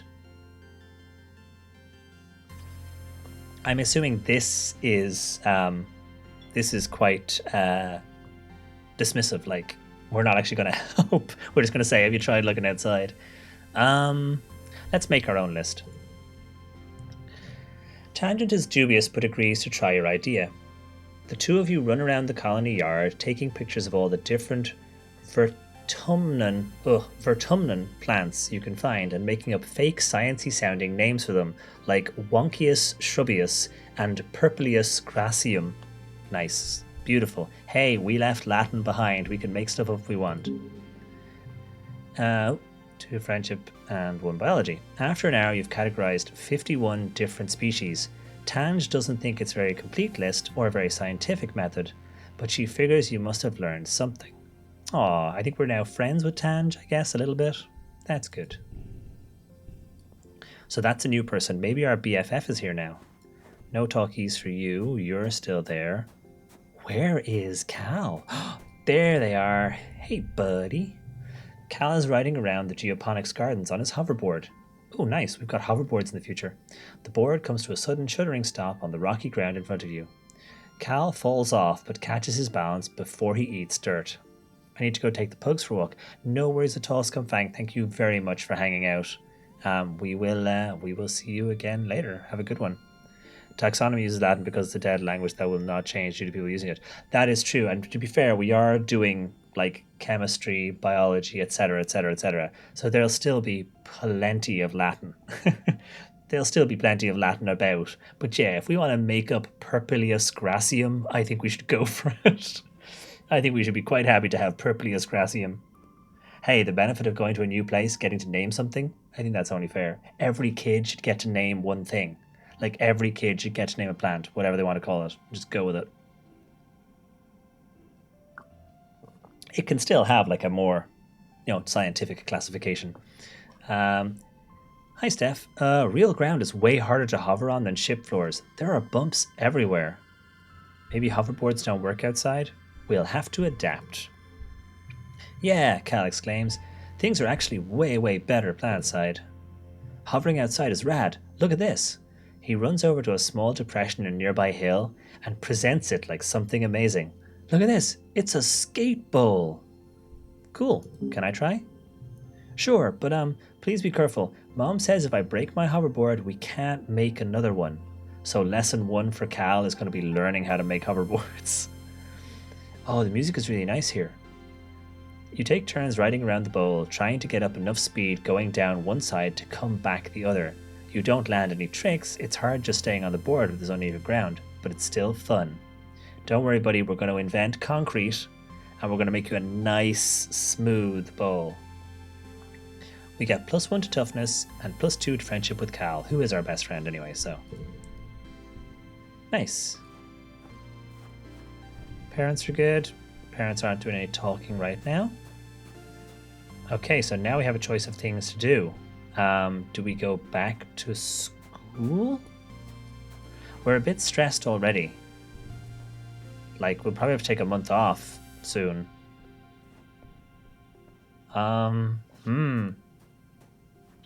Like, just sleep. We've already tried school, so I want to see something other than school. Play sports ball. I do not have the... Oh, let's try. I do. I didn't think I had the toughness. Maybe that +1 we just got was enough. Anemone meets you on the court. She's bouncing from one leg to the other in excitement. My brother Com is organizing the youth team, she tells you. Kombucha offers you a high five in greeting, then tosses a sports ball your way. Let's start with a practice game to see what you're good at. You and Anemone are team captains. Pick your team. Nice. And again, I love the fact that the names Anemone used to practice with Cal and Mars on the ship, but Tammy, you're surprised to see her here. This is great though. Tammy is outside for the sports ball. Calm will fill in to even up the teams, but he promises to go easy on the other side. Choose Tammy. Cal said I should join, but I'm not very good at sports. Where should I stand? She asks quietly. You aren't sure. You assign her to tackle back and tell her to stick like glue to the opposing team's offense. Maybe she'll get in their way instead of yours. Hey, that's not fair. That's not fair. That's not good sportsmanship. Go stand over there. Maybe you won't get in my way. Damn, Tiny Steph's a little bit of a jerk. Anemone, I'm going to marry your brother. Hope that isn't awkward. It's a very small colony. Anemone chooses kombucha, of course. They bump fists. Your next choice is going to be... it's going to be my best friend, Cal. Mind if I play goalie, he asks. Sports ball is fun, but it feels mean to score against the other team. Aw, buddy. And this is why Cal is my bestest friend. Can I play goalie? Because I don't want to go scoring against the others and making them feel bad. So, aw, buddy. And he's young enough that it isn't patronizing. You know, that kind of way. He isn't being a patronizing jerk by going easy on them. He just doesn't want to hurt anyone's feelings. And I'm like, aw, that's lovely. Start the game. Toughness challenge. Toughness challenge. Oh, and there's the thingy about you can make the challenges harder if you want or skip them altogether. I like that they've popped that in. Story challenges have 3 rounds instead of 1. After every round, you'll keep the cards you didn't play and unlock an extra slot to play them in. Losing isn't always a bad thing in story challenges. Nice. We'll go with regular for now, I think, though. Oh, yeah, so you get like an extra card. That'd be cool. Yeah, but yeah, story challenges. That's kind of neat. So, toughness challenge. Well, Cal's on our team. Get the Cal strength in. Oh, hang on, wait. And then, do we get more points for going 1, 2? We need 27? We're not going to be able to do this. Like, not even a little. Like, we can't do this at all. Look. We only have... Oh, wait, no. It's a total. Whew, I was like, wait a minute. This sports ball is tough. Whew, goal of 27. Good Lord. That makes sense.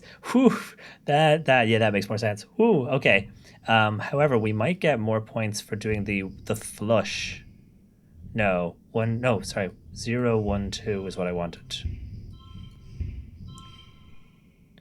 That's only 7. So you only get 3 for the straight. So yeah, we're better off with the of a kinds. Yeah. So we get a bonus for these 2 being of a kind, and we get a 3 for this being a 3 of a kind. So, next round. Oh, there's our stress cry. First words. The card art is adorable. I like this one.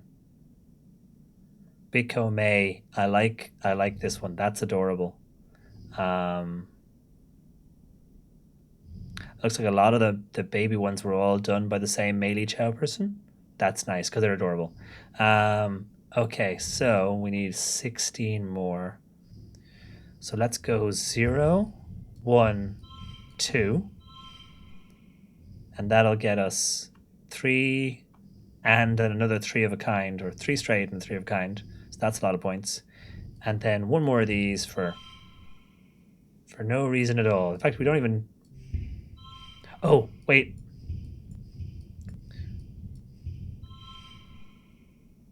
So then we get 0, 1, 3 plus yellow, yellow, yellow, and then 0 and 0. So we get an extra 1 for the 2 of a kind. Nice. Next round. Alrighty then. Hey, there's my eyes. +1 skill on a challenge, toughness challenge. Nice. So if we win, we'll get an extra reward for putting in our eagle eyes. That's cool. So yes, eagle eyes are going in, followed by that for the two of a kind and the matching thingies, followed by 1, 2. That gives us 9. Wait, no, my bad. Ooh, super goal. There we go. So, bonus for these 2 cards, plus 3 of a kind for all the zeros, plus a bonus for these 2 blue cards, plus the 1, 2, 3 straight, or the 0, 1, 2 straight. There we go. A super goal. And because we put this in, we will get a reward. Gimme the super goal. Pardon me, lot of reading. +2 toughness, +1 kudos. Tammy tackles Anemone in a brilliant takedown that surprises everyone. She really took to her role as the immovable object. Cal makes an amazing jump save, but is winded when the ball hits him in the chest. Oops. The score is tied, with Anemone and Com putting the pressure on. Then blam, you score the match point with a rad spike all the way from the net line. Playing sports ball, that's a lovely art as well. Set neighbors to this value. Oh, interesting. So I could make a 0, 1. Nice. Get to work. You worked well this month. +1 bravery. So we get bravery, toughness, and stress. We are very stressed now. 90 out of 100. We're going to need to take a break. Late quiet. Early pollen. Ah, really? I mean, pollen is useful, but like, really? Fine. Anyone need to talk to me? Oh, look, my 2 best friends are now hanging out. This is great. Parents don't need to talk to me. Mars doesn't have anything to do. So let's do a rest. Living quarters. The ship's quarters are where everyone sleeps. Oh yes, we already did that before. So pick an activity. Relax in the lounge. -100 stress, but also +1 friendship with Tammy. But you can also choose to forget a memory. So if you had a bad memory, you could forget it by relaxing. That's nice. But it's so pretty. What's so pretty? The whole game is so pretty. Yes. Relax in the lounge. Let's relax. I love the artwork in this game as well, though, seriously. I would like this room. Yes, right? The lounge is a long, well-lit hall around the outer hull of the ship's midsection. It's strewn with tables and cushions and serves as a communal living area for the tiny one-room spaces every family is assigned. You flop down into the lounge's big beanbag pile. Yes, please, with some of the other kids. Cal has a dazed, peaceful look on his face. The air smells so good on Vertumna, and so does the dirt even. You notice his clothes are filthy, but obviously Cal couldn't care less. Anemone bounces in. Holy crap, there's so much space to run around and play in. Com and Chief Rat set up an outdoor sports ball court, and it's way huger than the old one on the ship. Tangent carefully selects 1 cushion from the pile and perches on it. The school's expanding to some of the empty engineering bays, she tells you, and we're getting a big new lab to do experiments using local resources. There's so much to learn about this planet. Anemone rolls her eyes, but Tange continues. We shouldn't forget our studies just because we've landed. I mean, Tange is right. Dirt smells so good, not gonna lie. Well, exactly. It's all the stuff in it. Healthy soil is one of the best smells, exactly. And we're not on Earth, so God knows what it smells like. I miss space. I mean, yeah, I kind of miss space. I want to explore the jungle. Ugh, school, let's play outside. Tange is right, school is important. I think I'm actually going to go with that. It's probably the least me answer, but I'm going to go with it. I'm going to back up a friend. +2 friendship with Tangent, +2 friendship with Tammy. Tammy nods in agreement. It's scary out there. I'm going to stay close to our quarters for now. You've had less of the deja vu dreams come to life feeling this week, and you're starting to think you'd even imagined it. But suddenly, you get a prickling sensation in the back of your neck and remember that Mars is about to enter the lounge to tell everyone to look outside. You stare at the door. Pardon me? Mars walks through it as if on cue. OMG. Everybody look outside. They're hoisting a flag over command, she says, clapping her hands excitedly. You know what that means, right? Vertumna is officially humanity's first exocolony ever. You look out at the flag, feeling dizzy, and silently mouth the words along with what she says next. You remember this moment well. This is history, kids, 10-year-old child exclaims, or however old Mars is, 11. This is history, kids, she exclaims, wrapping an Anemone and Tangent under each arm. And we're there. You took a month off. Oh God, can I take a month off? Sue, can I take a month off? Oh. Take a month off, I'd get through way more Final Fantasy quests for a start. Minus 100 stress. Do you want to forget your first steps? Or forget playing sports ball? No. +1 friendship with Tammy. Done. I wonder if your deck can get too full, so forgetting memories is a good way to shuffle to the higher value cards. You wake from an afternoon nap, although I suppose you don't control what's shuffled, so you could get a lot of zeros. So maybe you want to forget crawling so that you have first steps instead. Everyone should be able to take a month off. You're not wrong, Nathan, you're not wrong. That'd be wonderful, just take a whole month off. I don't say that just because my work is very stressful at the moment. I am at 95 stress. You wake from an afternoon nap. You squint into the pink-tinged light slanting through the windows. You must have fallen asleep in the lounge. Tammy's shadow falls across your nest of pillows. Oh, I'm sorry, Steph. I didn't mean to wake you up. It's just so nice outside. With pollen sparkling in the sunlight, I wanted to open the windows. You rub your eyes blearily. Ugh, you are having the weirdest dream. Since you're awake, you should visit the cafeteria. Antecedent, brilliant, is making a new kind of candy. She says it's made of cotton. Isn't that weird? I have to go tidy the creche first, and then I'll meet you there. Save some for me, okay? Hey, Faze, good morning. Tammy skips off towards the creche, humming to herself. Go get that free candy. I'm sorry, I do not understand what this button means. I don't want... No, go get that free candy. We are so there. In the cafeteria, Antecedent is cheerfully handing out masses of pink candy, puffy and soft like clouds they've made cotton candy. Ah, I love cotton candy. Oh, Steph, she says, handing you a wand with some candy spun on the end. Here, try some of this. We used to have it on Earth. You pull off a piece and give it a taste. It's so sweet at first that your mouth puckers. You've never tasted anything so sweet and so real.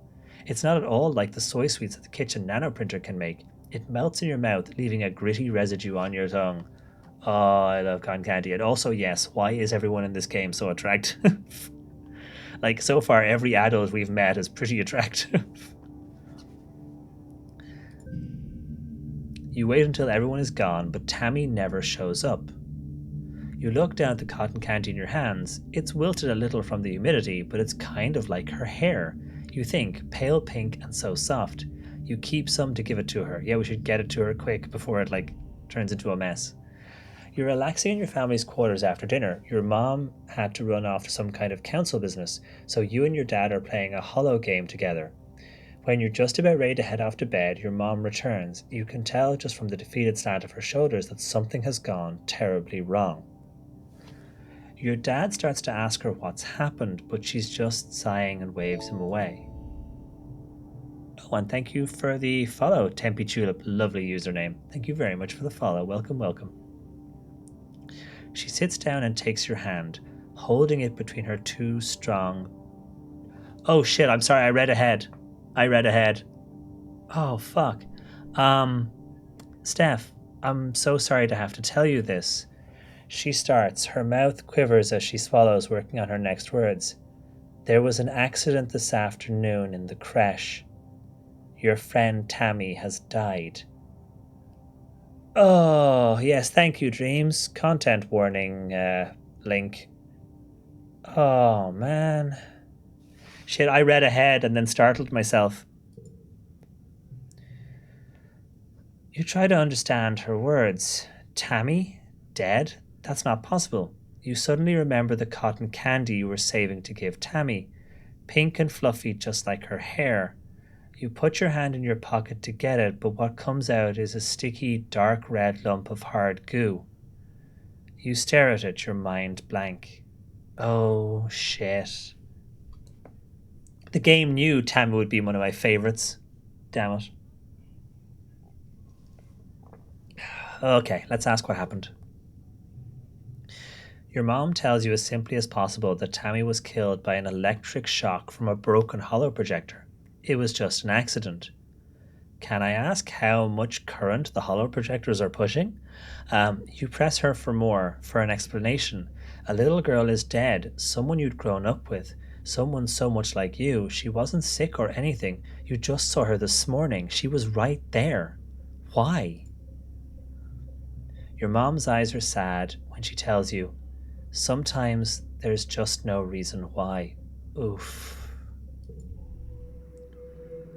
Oh. And I knew it was possible for the kids to die, but oof. That one hits. I don't know. Yeah, I'm wondering if this is just one of those things. Maybe that's what the game is saying. Sometimes there's just no reason why. Sometimes one of the children. It's probably in the content warning page under the child death detail. I didn't look for details because I was trying to kind of avoid some of the spoilers, but I wonder if during your first playthrough that is just a thing that happens. Oh, I feel a bit wibbly in my tummy. I'm not gonna lie. I feel a little bit wibbly in my tummy. Oh, man. Let's go talk to our best friend, who was also friends with Tammy. Oh, no. Yeah. Oh, man. Okay. Yeah. Cal is sitting in your mom's flower garden with his face in his hands. He's clearly been crying all morning and probably all of yesterday, too.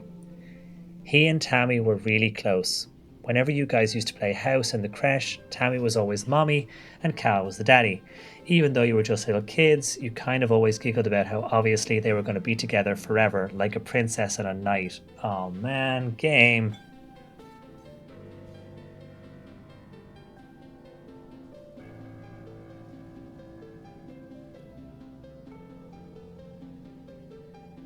I'm okay. I'm okay. I'm fine. I'm all fine.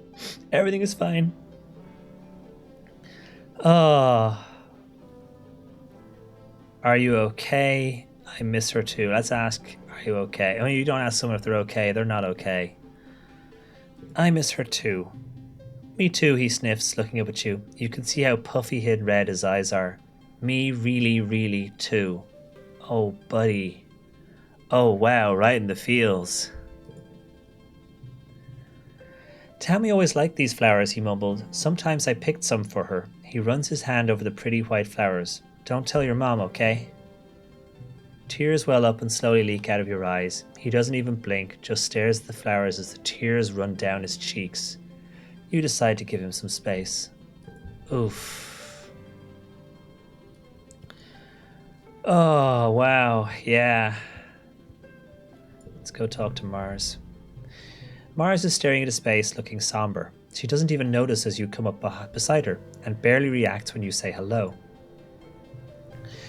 I'm thinking about Tammy, she said. She used to sit down the hill there, in the spot in the sun. Every morning she'd just sit there for hours in the sun, doing nothing, just being happy. You stare down the hill at the spot near the entrance to your quarters. You can imagine her there, working on some little craft project, humming to herself.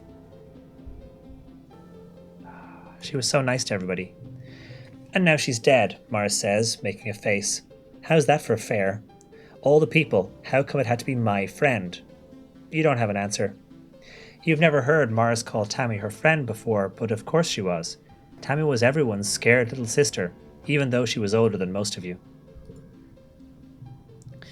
Mars clicks her tongue. Oh yeah, Administrator Seek is looking for you. I guess they need someone to do delivery jobs.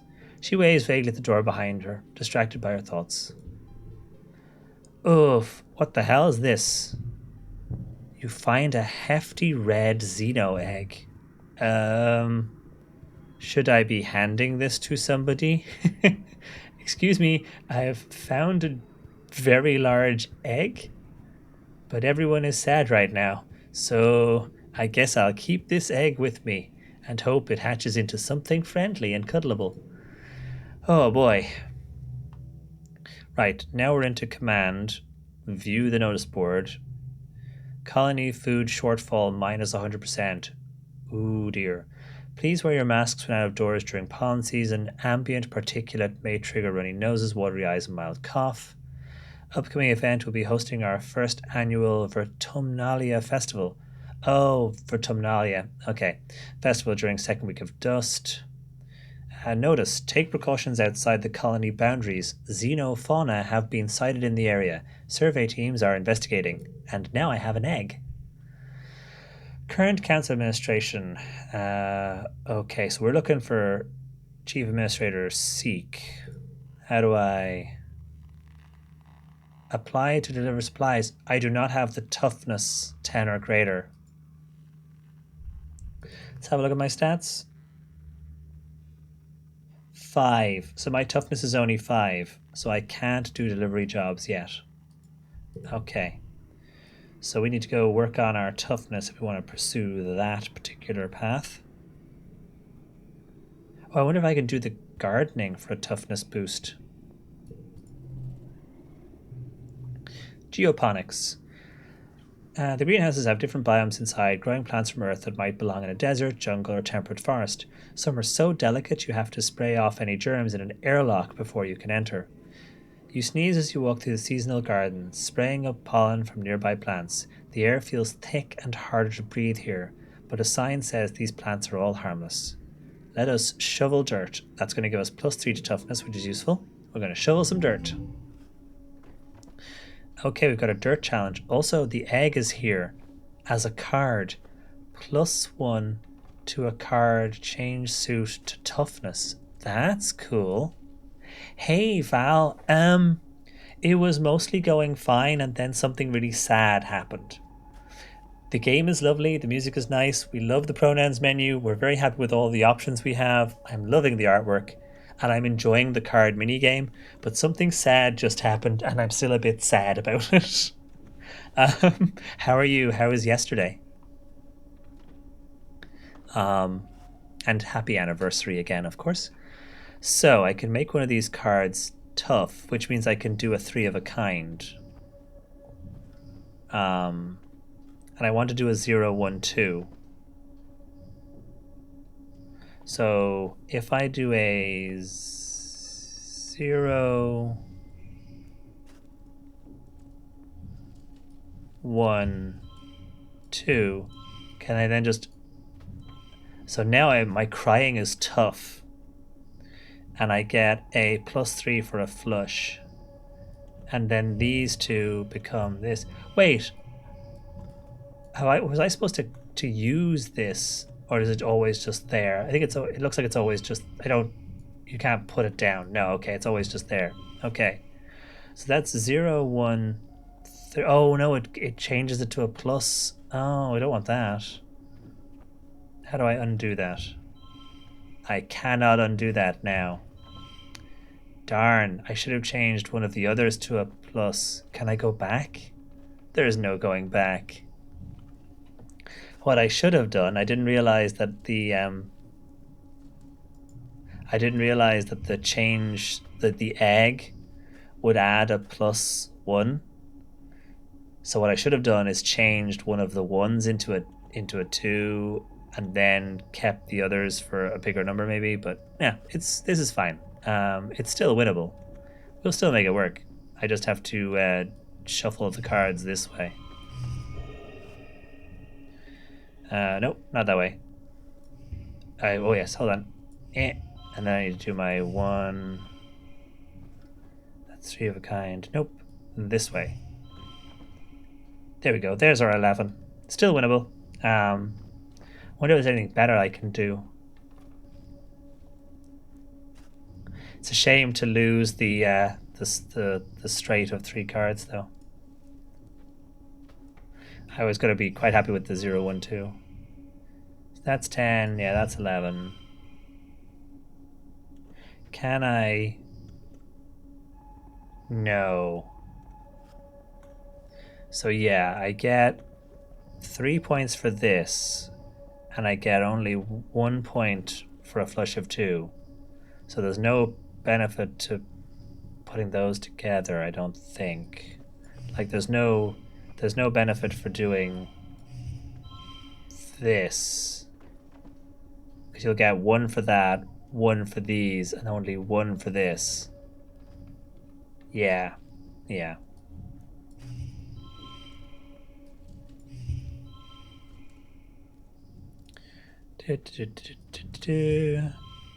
we go. 11. Win. Oh, have good food, Sirius. Thank you again for the lurk. So, +5 to toughness, +5 to kudos, and +15 stress. Ooh. The colony is going to hold a funeral for Tammy.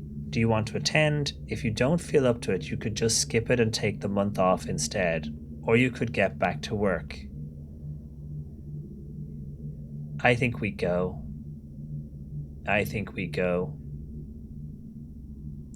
It's funny because IRL, Stephen, for years didn't want to go to funerals.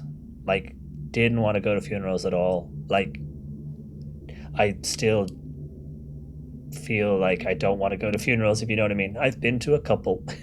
But, like, yeah. Kid Stephen did not want to go to funerals at all. Even, like, young adult Stephen. Just couldn't do it.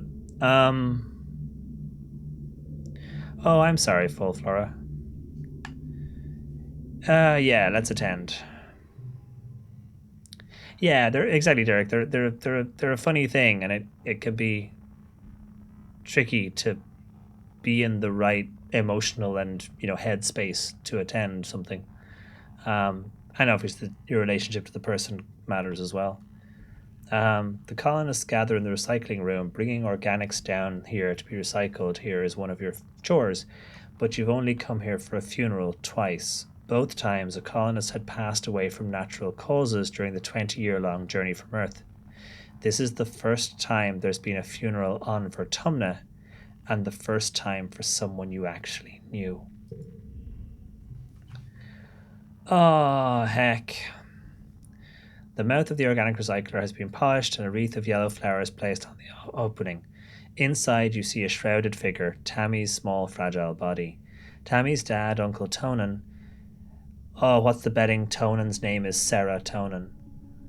Is here, as well as your parents, antecedent, and the rest of the council. Cal is here with his mom and her partners, already crying in their arms. The room is packed with people, and the feeling of grief is so thick you can taste it in your mouth. I'm wondering if their name is serotonin. Governor Udicott stands before the assembled crowd. There are no words to ease the pain we feel today. There is only the sad company of those of us left behind to share the burden of that grief. Tammy was our child, one of the first humans to be born in space, and the first to die on an alien planet. In her short life, she exemplified the very arc of human accomplishment, bending hopefully towards life beyond our humble Earth. She is the first of us who can truly call Vertumna home. Her passing was as senseless as it was sudden. Losses like this are impossible to hold within oneself, a painful reminder that life is impossibly precious and fragile. But they also remind us, as always, that as a community we are capable of great strength. Udicott closes the door to the recycler. You hear Uncle Tonan sob over the hum of the particular disintegrators beginning their work. As a community, we remember Tammy. As a community, we return her body to the soil that nourishes us. In this way, Tammy, our child from the stars, will never be truly lost to us. It's heavy. Poof. And yes, Cal's mom and her partners, yeah. The ceremony is adjourned, but a few people stay back, and Uncle Tonin keeps a vigil over their cycle. Cal and Uncle Tonin hold each other and weep openly. Your mom stays behind to receive Tammy's remains. As the head of geoponics, she'll be responsible for adding them to the colony's precious supply of brown soil from Earth. Oh, your dad accompanies you out of the recycling room. He clears his throat. I want you to know that you don't need to be okay, he says, clasping his warm hand on your shoulder. If you want to take the rest of the month off, everyone's going to understand. And kinda yeah. I think we will. I think that's important. Hey, Haley.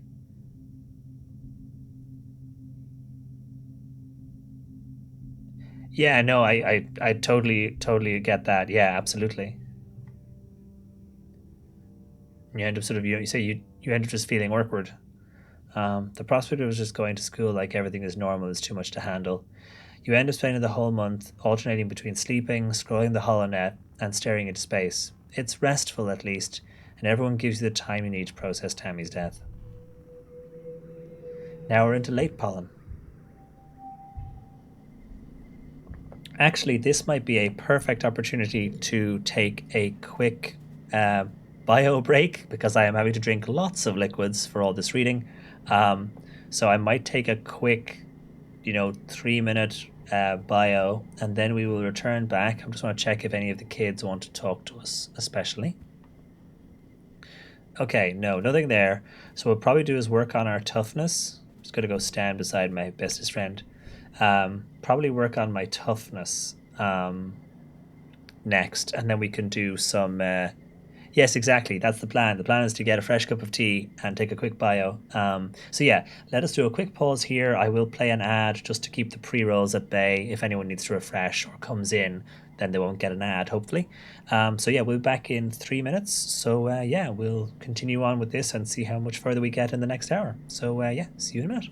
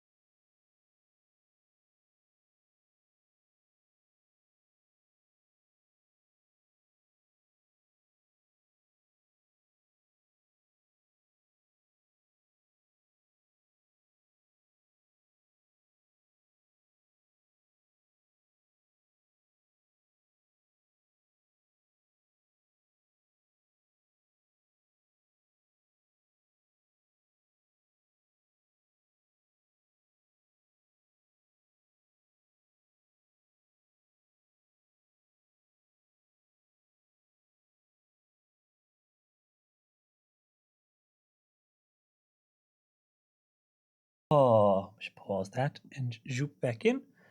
But yes, there is a lot of reading. So yeah, Sue was like, "Yeah," and I'm like, "Yeah." Can't go wrong with a hug, really, unless you're not into hugs, and that's totally fine. I am a fan. I am a fan in general. Um. Okay. Um. Oh, interesting. See, like there's a heat haze at the top of the screen. So as we walk along, there's a heat haze. Okay, so we need to go to school. What if we talk to someone who doesn't have anything to do? Tangent suits you the distracted look. Sorry, she says. I'm not really good cheering people up. Done. Oh, and now she's got to talk. Hold on. Steph, Tangent says, approaching you with purpose. We need to discuss my brother. Oh, wow, game. Ah, who dis? Wow. Wow, game. Uh huh. Who? Dis? Yes, yes, dis, she says impatiently. I need you to figure. New hollow Pam. Who? Dis? Yeah. Mm hmm. I need you to figure out where he's been disappearing ever since we landed. I barely see him anymore. He doesn't even come home at night sometimes, and well, I'm not on very good terms with my brother of late, but well, people are becoming worried. You feel the feeling Tange is the one who's worried, but she doesn't want to admit it. I'll find out. Thank you, Steph, she says, looking relieved for a second before her expression hardens. I mean, it would be a ridiculous waste of resources if something happened to him and no one knew where he was or how to find him. Right, of course. Tange doesn't get worried. Uh, so, I suspect Tange's brother is going for wanders. The gate is open. The gate is open. Also, our dad is there, and this is up here, but the gate is open. Can I talk to this human? You step cautiously through the colony gates. Well, hey there, Steph. Uncle Tonin tries to muster his old smile. I'm afraid you better stick to sports ball for now, okay? It's a tough world outside these walls.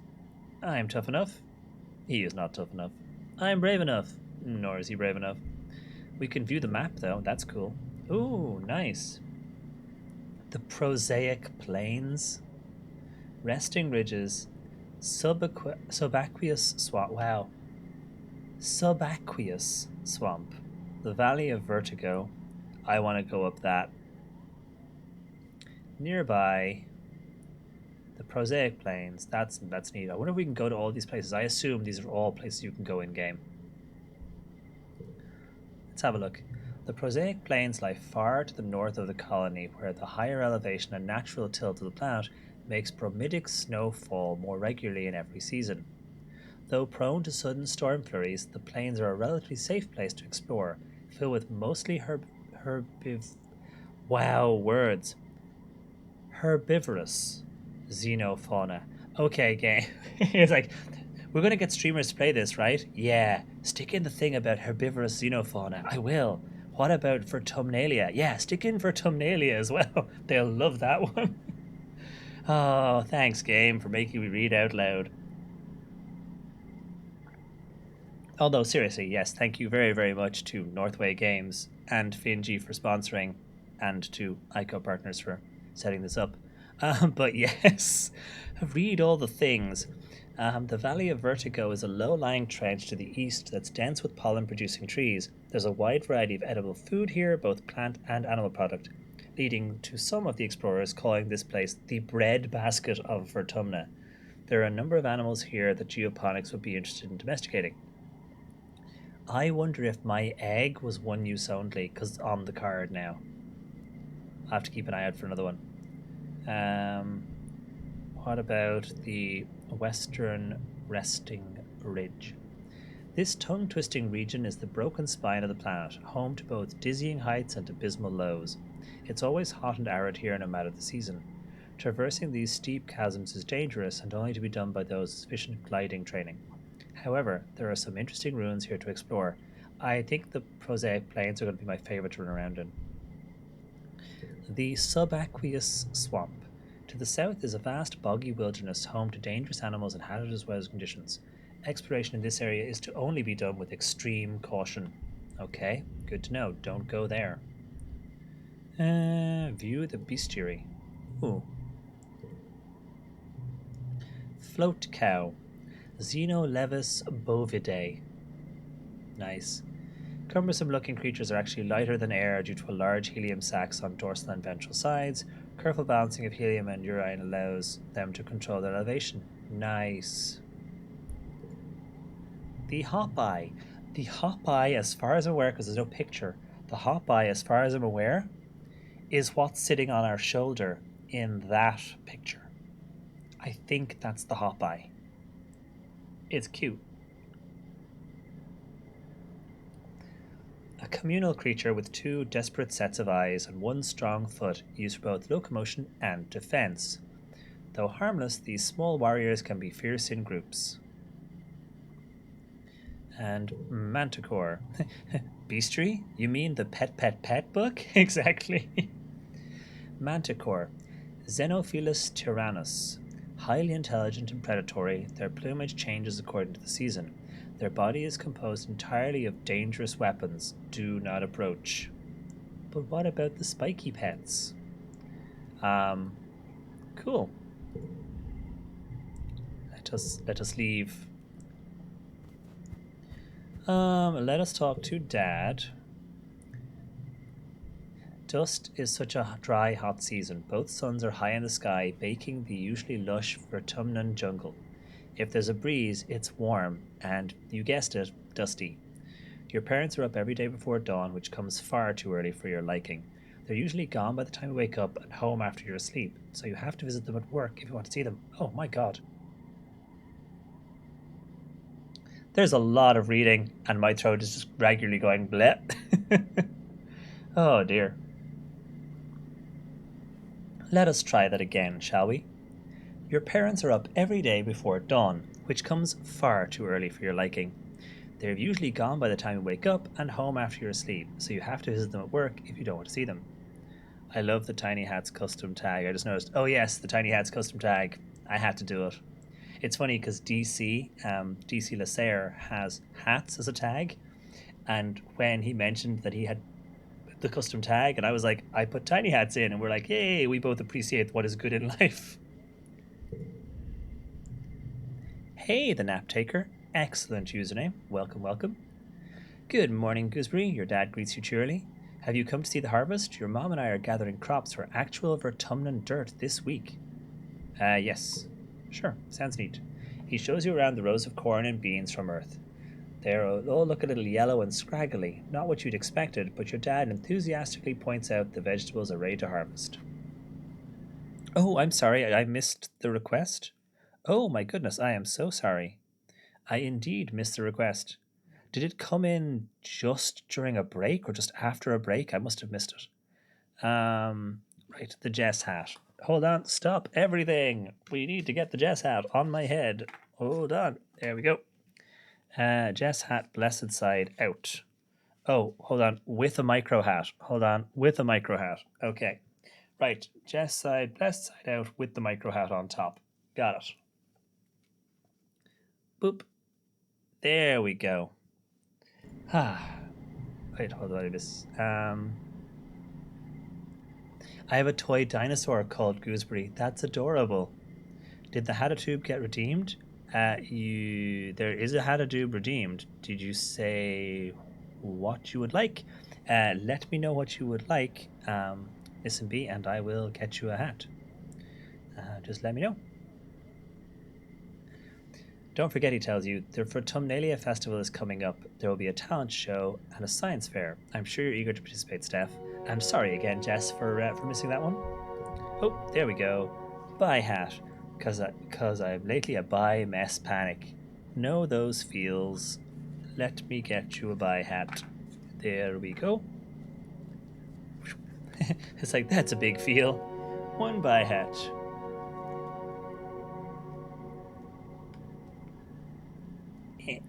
There we go. Give me non-binary hat. Absolutely.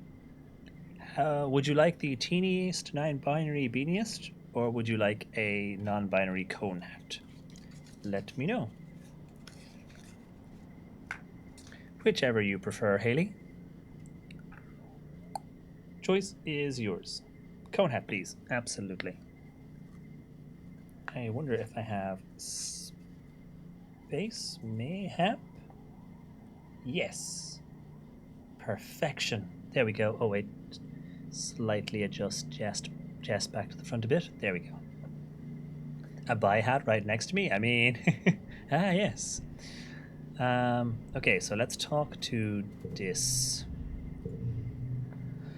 You tell Dis that his sister Tangent wants to know where he's been disappearing off to. Also, the gates are open behind Dis. His eyes flit briefly to yours, then he stares vaguely off towards the engineering wing where his sister is reading on her holopam between classes. He doesn't say anything. She's worried about you. She doesn't care about me, he says sullenly. Tangent's just worried she'll get in trouble if I don't come home one day. He scowls and picks at the hem of his sweater. She doesn't care about anything but her schoolwork.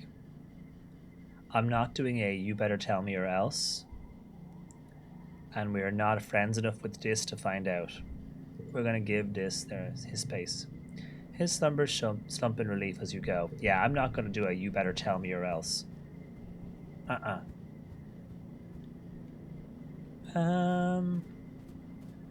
We need to get our toughness up so that we can do delivery runs. So let's go do some shoveling. We're going to do another month of shoveling dirt.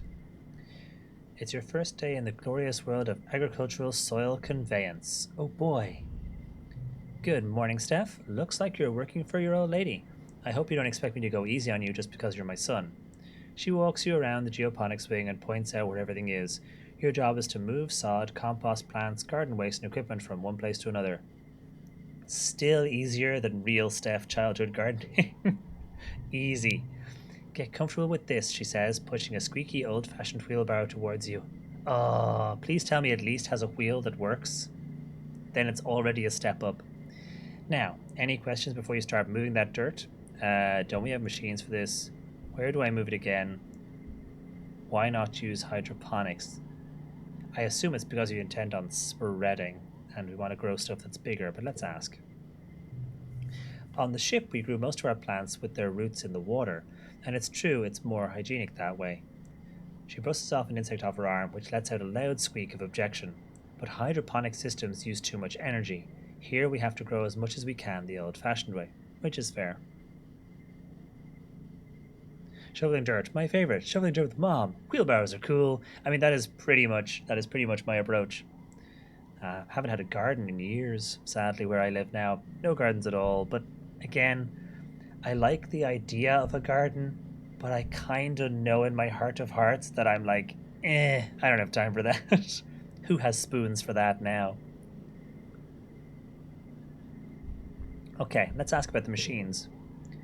The construction crew has already claimed all the hover lifts, she says, shrugging, but they'll break down in a few years anyway, and we don't have the materials to fix them. She grips your forearm. We're planet side now. Use your muscles. Nature's hydraulic pistons. Okay, let's get to it. That's my boy, Mom says, slapping you on the back. You stumble a little. Okay, so 10 stress, but also only +1 to toughness. That's not a lot of toughness. Your arms start to ache after the first hour of work, but you keep going. By the end of the month, you feel utterly drained and exhausted. And good somehow. You can feel your muscles growing already. Okay, let's shovel some dirt. Honestly, no spoons left, only knives, exactly. Okay, now, let's see what we got. So I don't have my collectible egg anymore. I need a goal of 12. So we're going to go with...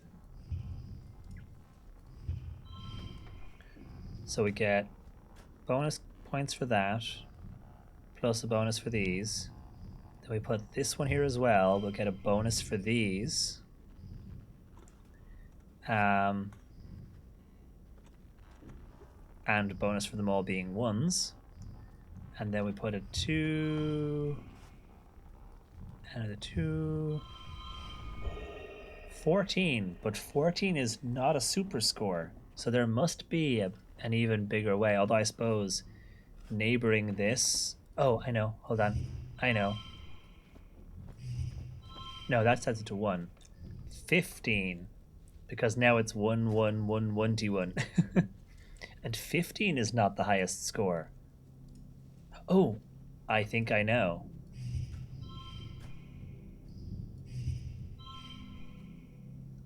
No, it's not that way. Okay, that was worse. Hey, DC. Hello, hello. Welcome, welcome. How are things? So I want 14. I'm trying to figure out if I can set another neighbor's value in a way that makes it even higher. Oh, I know. Oh no, then that becomes 2 and 2. So it's still 14 this way. There's got to be a better way. Oh, okay. Set a neighbor's value. +1 from playing sports ball. Okay. So the 0 becomes a 1.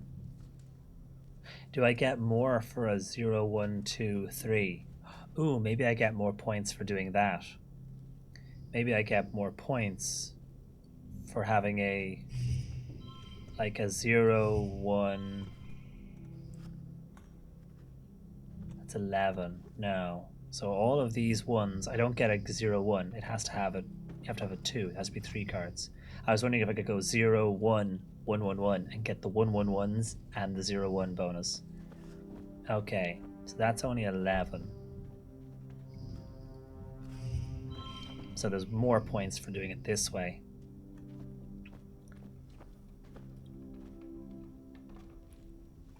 It's like, what's the bigger score? I need to know. I'm gonna take the 14. If there's a super score, I want to know how, but we'll take the 14. That's fine. You worked well this month. +1 toughness, +4 toughness, +5 kudos, +15 stress. Done. It's time for Vertumnalia. I'm never going to be able to parse this. Vertumnalia. Edicott and the council have called a festival to celebrate life here on the planet Vertumna. Everyone gathers in the colony square to hear Governor Edicott's speech. In Earth's history, Edicott begins, clears her throat and waits for everyone to quiet down. Ahem. In Earth's history, Vertumna was known as the god of seasons, change, gardens, and fruit. It's no coincidence that our forebearers of the Vertumna project chose to take on such an auspicious name, in the hopes of seeding future bountiful seasons of humanity.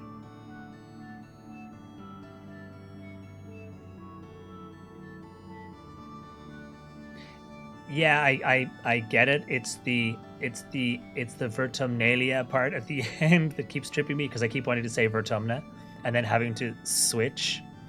But yes, I do indeed understand. We will continue his tradition of Vertumnalia, a midsummer festival to celebrate our Vertumna, this lush planet upon which we find ourselves today. Yawn, clap. We'll clap. Fine, we'll clap.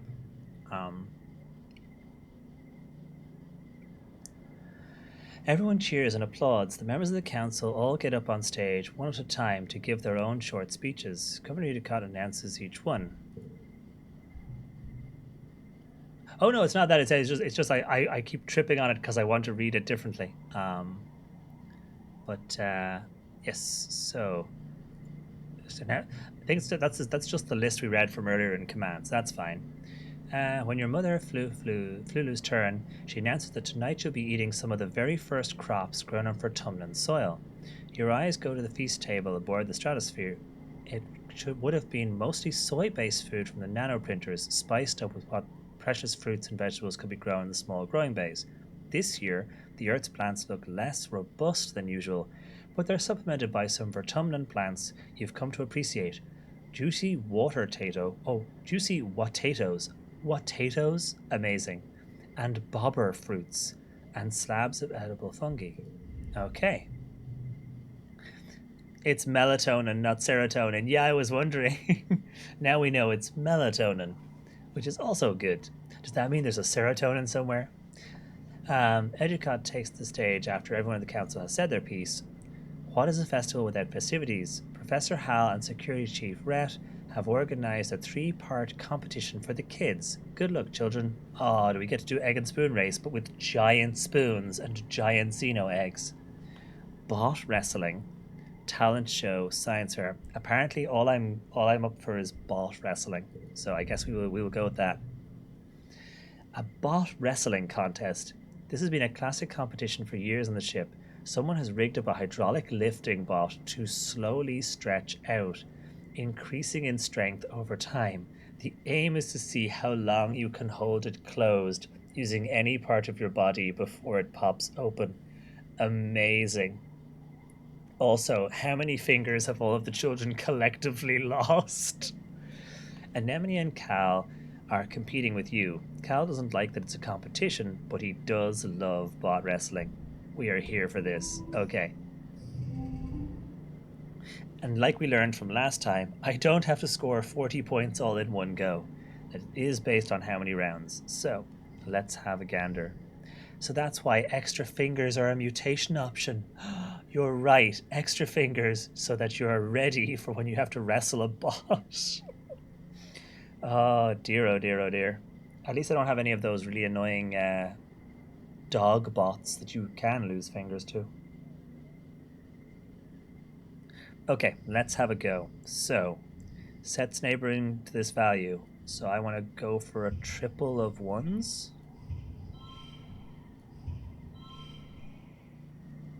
That's only 10. What if I put this in the middle? Still only 10. Doesn't care. I don't see any other way of... There's no 2s, so that's kind of our best sort of option. We've only got 3 rounds though, so we better come out with some serious points next round. Okay, so we've got a 0 and a 0 and a 1 and a 2. So that gives us a straight for those and a 2 of a kind here and a 2 of a kind here. That's only 9 points. I'm not going to get 20 points in the next round. Like, what else have we got?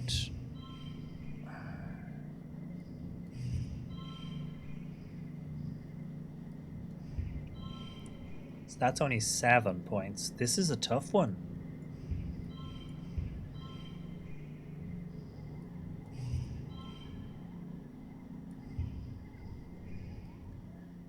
Oh,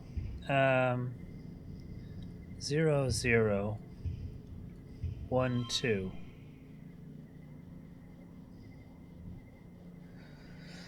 Huh. I'm not seeing anything more than that. Oh wait, hold on. No, there's going to be no difference if I do this. It's still going to be 9 points. Yeah, it doesn't care. I'm trading one type of a kind for another type of kind. So 0, 1, 2.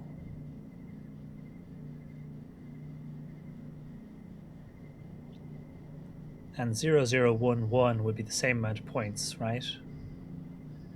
We get more points for the straight. Just to double check.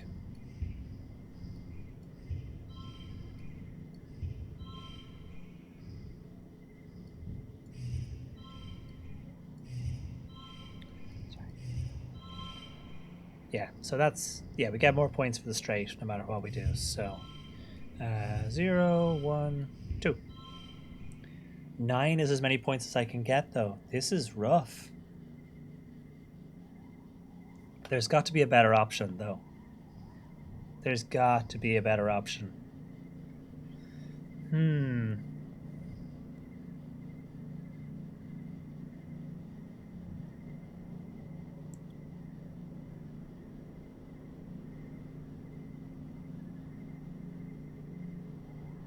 Artwork is gorgeous, though. Uh,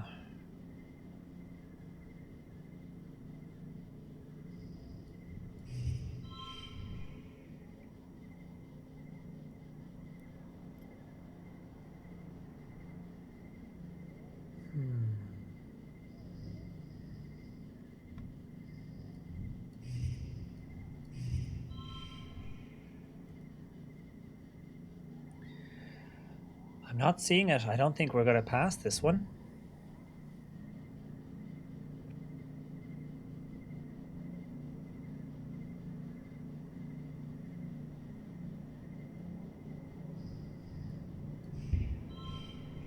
That ends up the same because we lose the benefit, but we gain the one.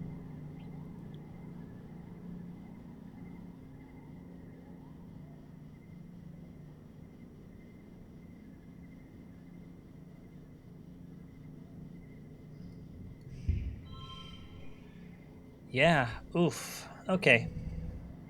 We're not going to get. There's no way we're getting 21 points. We're gonna fail this.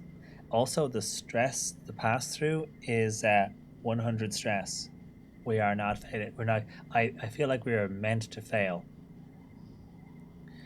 Okay, +1 challenge on a win. We're not getting it. So do we even need it? It's like 0, 0, 1, 2, 1. That's only 13 points. There's no way we're getting 21 points here. Shoot. Hmm.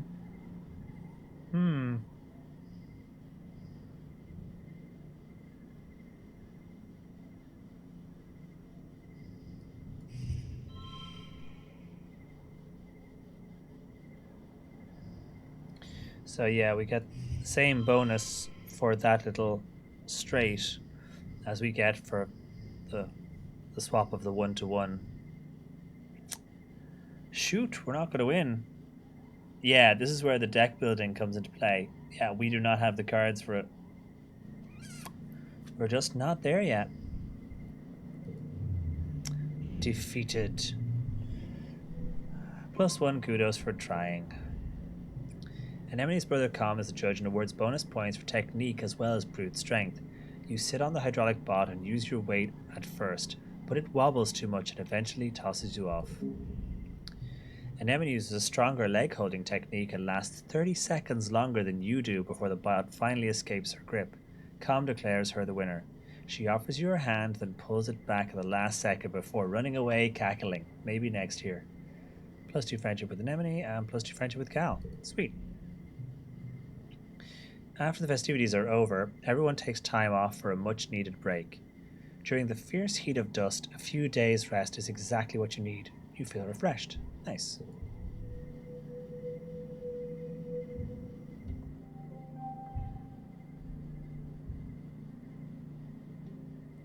Okay, mid dust. So still dusty. Let's talk to Cal. You're looking for Cal in the garden when you nearly trip on someone else, one of the younger kids, and they're blindfolded? Hey! They exclaim, ripping the blindfold off their face, throwing it on the ground. It's Cyrus, one of Anemone's brothers. He glares at you. I was almost done. Cal jogs over and grabs Cyrus' friendly headlock, ruffling his messy red hair. Dude, you were so close. Cyrus stamps feet. It's not fair. I almost got it that time. Steph got in my way. It's not your fault. It's not his fault. He didn't know we were playing a game. Give me a sec. I want to teach him how to play. Cal turns to you as Cyrus leaves. Sorry, Steph, he says sheepishly. I was teaching Cyrus a new game, but he's more like Anemone than I thought. Real competitive, you know? He stoops to pick up the blindfold, brushing off the dirt. I've been trying to come up with different kinds of games other than sports ball. No winners or losers. I just want to have fun with my friends. Oh, yes, please. Let's have that. Cal looks choply. Do you want to learn how to play? Yes. Let me check my schedule. Yes. Cal's smile looks like it's going to stretch right off his face. Radical, he shouts, jumping up and down with excitement. Okay, so, first put on this blindfold. Okay. The blindfold is a little scratchy and smells like dirt. You can feel Cal's big hands on your shoulders. I'm going to spin you around, and when I let go, you gotta listen to my instructions. We're going to walk all the way to the cafeteria, okay? You nod. You can't see Cal's grin, but you can hear it in his voice as he spins you round and counts to 10. 1, 2, 3. First, Cal says, you gotta walk forward 10 steps. Do you follow Cal's instructions as best you can, or make things difficult for him? He's my best friend, I do my best. You take 10 steps straight forward, holding your hands out for balance. The rocky dirt between the garden beds crunches under your feet. Yeah, Cal says. Now, turn to your right and take 15 steps until you get to the door. Where's the... this sounds like a really fun game. I would play this. I would play this. Unfortunately, though, I would probably just injure myself.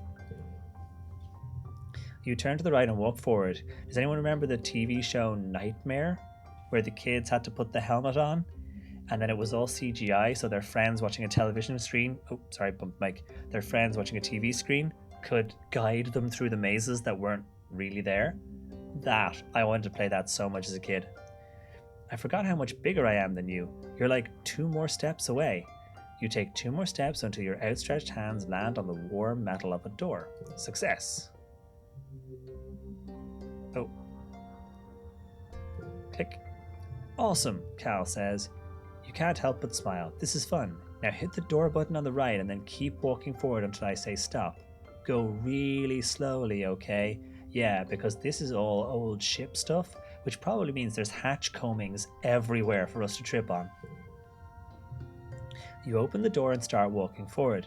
The path slopes downward and your feet slip a little bit, even though you're moving as slow as you can. Real dirt is nothing like the metal floors of Stratospheric. It's turbo rocky here, Cal says, and you can feel uneasiness prickle up your back and your arms. Just keep going forward slowly. Can you trust him? Unfortunately, apparently I need empathy of greater than 20 to trust my best friend in the world.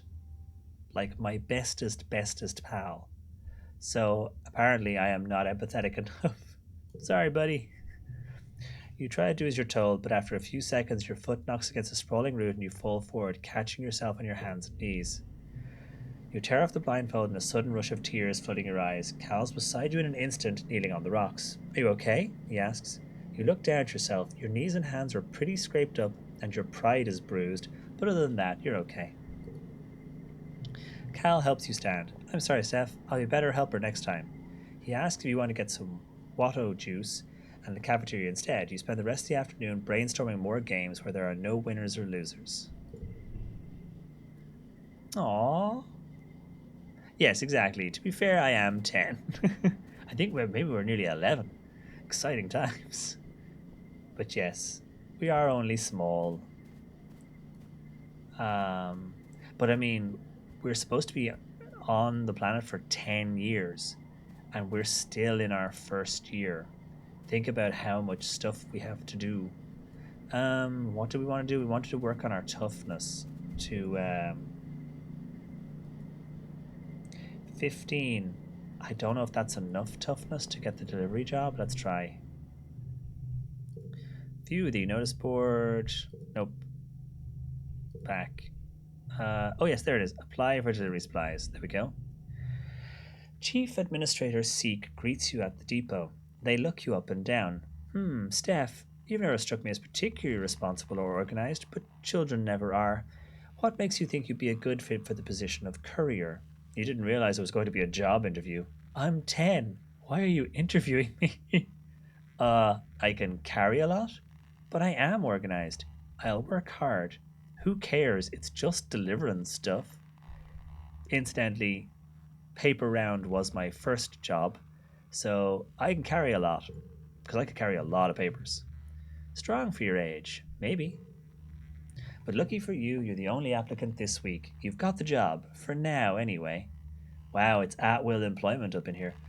They use their elegant stylus to note this on their holopam. Come back in a few minutes and you can help make deliveries. Yes, there will be kudos in it for you if you do it correctly. Unlock delivery supplies in command. Done. So if I go straight back in, there we are, delivery supplies. Every time you mention that show, I go to look it up again. It's a good show. Seek sends you all around the colony delivering supplies. During your first week, it's mostly small things you can carry by hand or push on a little cart. Stuff like tools and electronics. Some of them high priority, which means you have to move fast. Okay. It's fun getting to yell, "Important delivery coming through," and people actually get out of your way. Nice. We're also very stress-free right now.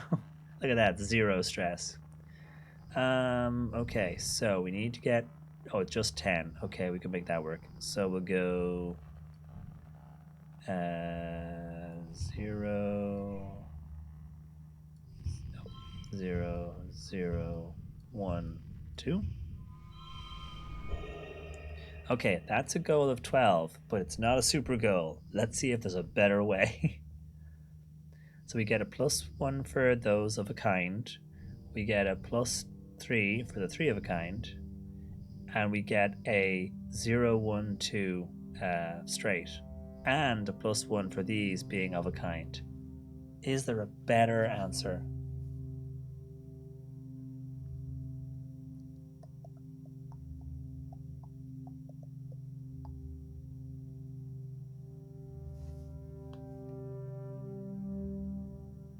I mean, maybe there isn't a super score, because that looks pretty good.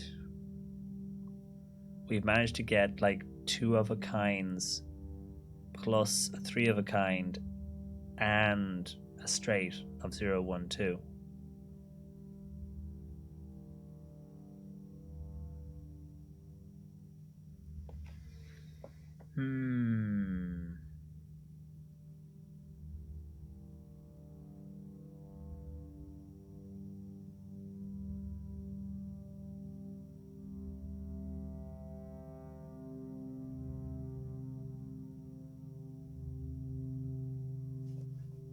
I think we'll just roll with that.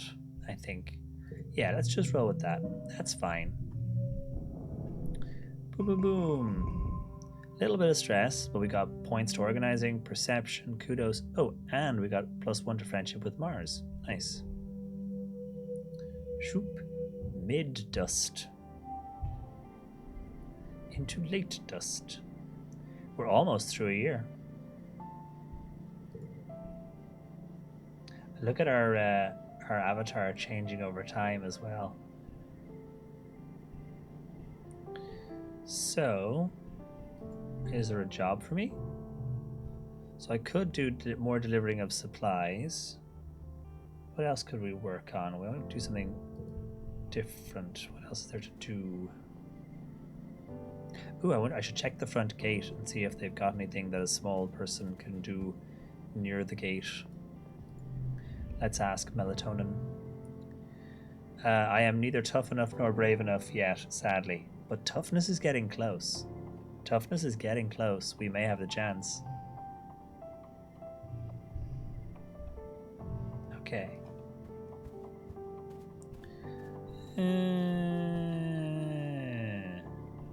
Oh, let's check back in with Tange.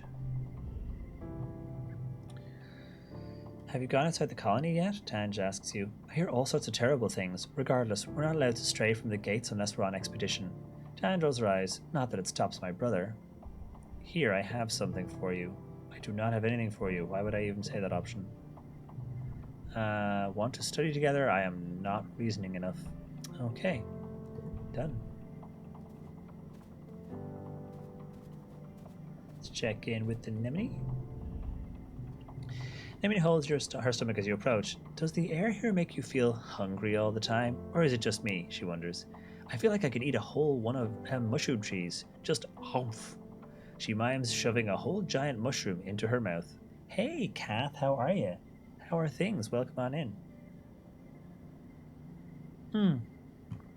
Yes, thank you for the stretch reminder. It is good that I keep stretching out my arm because my nerves are rubbish. Well, not rubbish, just shorter than they're supposed to be.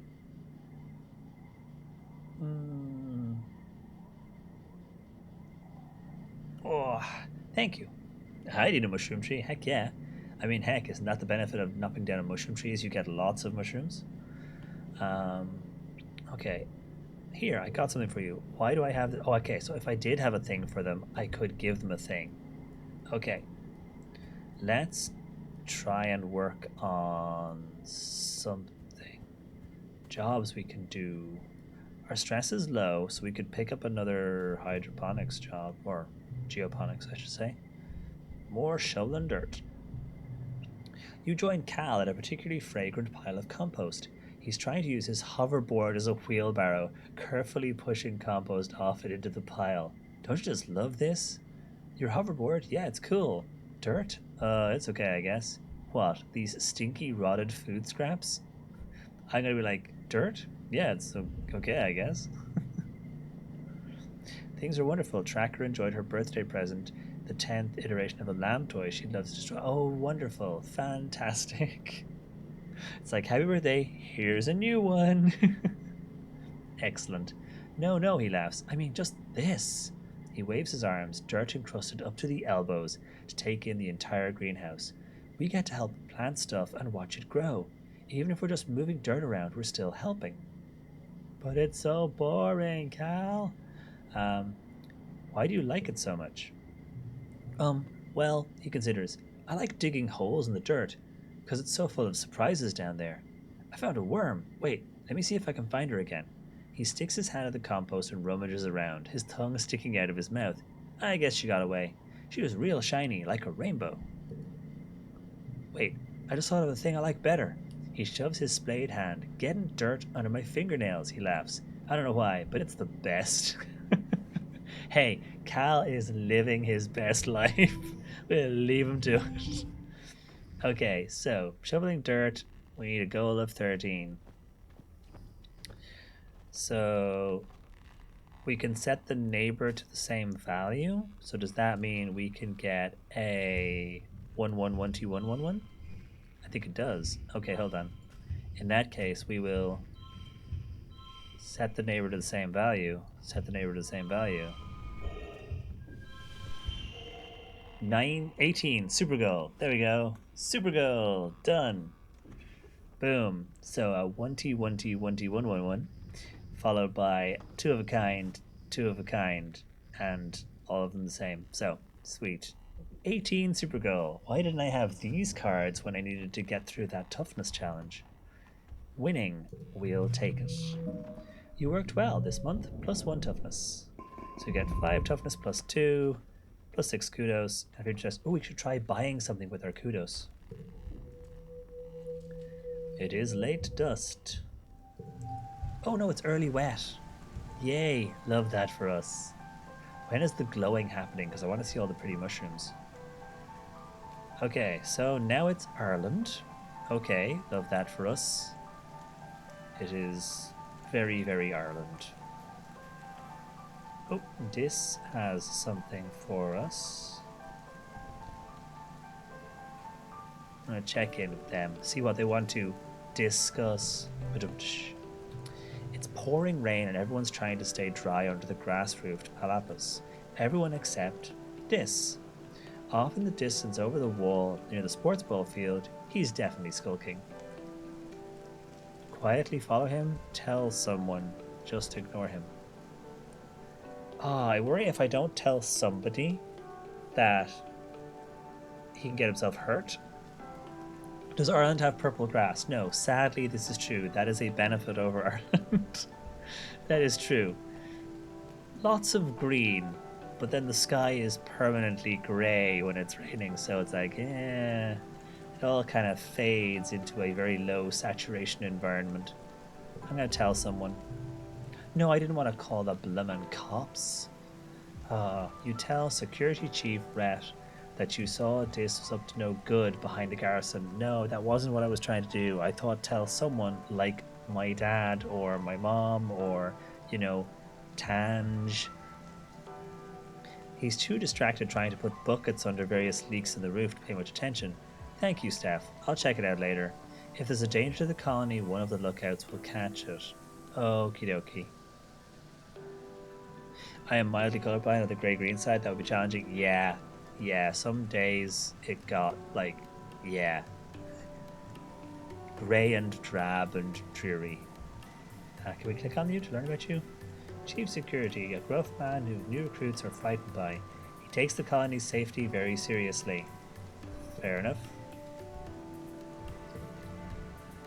You're not so sure.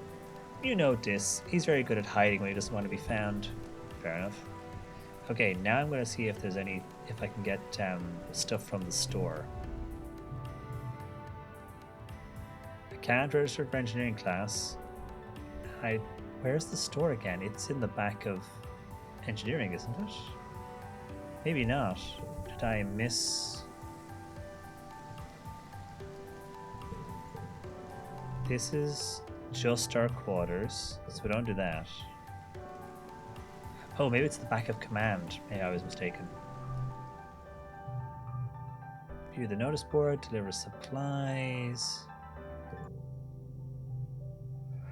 So we still have a food shortfall. That's fair enough. I thought I was going to be able to spend my kudos somewhere, but I guess maybe not yet. So, in which case, we need to work on...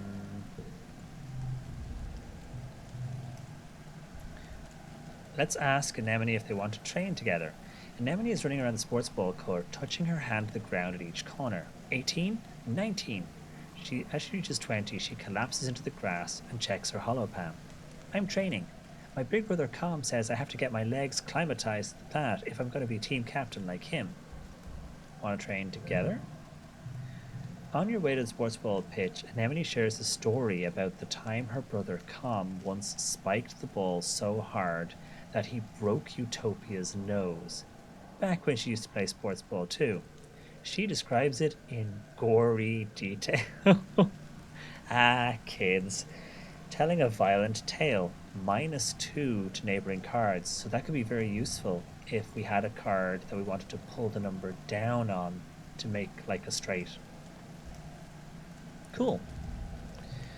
But don't go easy on me. That's why we have med beds, right? Plus, I might get a cool scar. Yes. Oh, perfect. So just by talking and hanging out, like, we can get, like, little sections. So we can't study with Tange. Yeah, Anemone's one of my favorites. Can't study with Tange. What's Mars up to? Can't tell Mars about your day because we don't have the skills. So it looks like Anemone is the one we can do most with because of our toughness rating. Like, we can't, like, do stuff with Dis. Dis is sitting on the ground just outside the gate under the watchful eye of someone working in expeditions. We're just as stuck here as we were on the ship, he mumbles. But he doesn't say anything else after that. I don't have anything to give you, so yeah. I need to find out where it was I could buy stuffs. Because buying stuffs is how I can give people gifts, hopefully.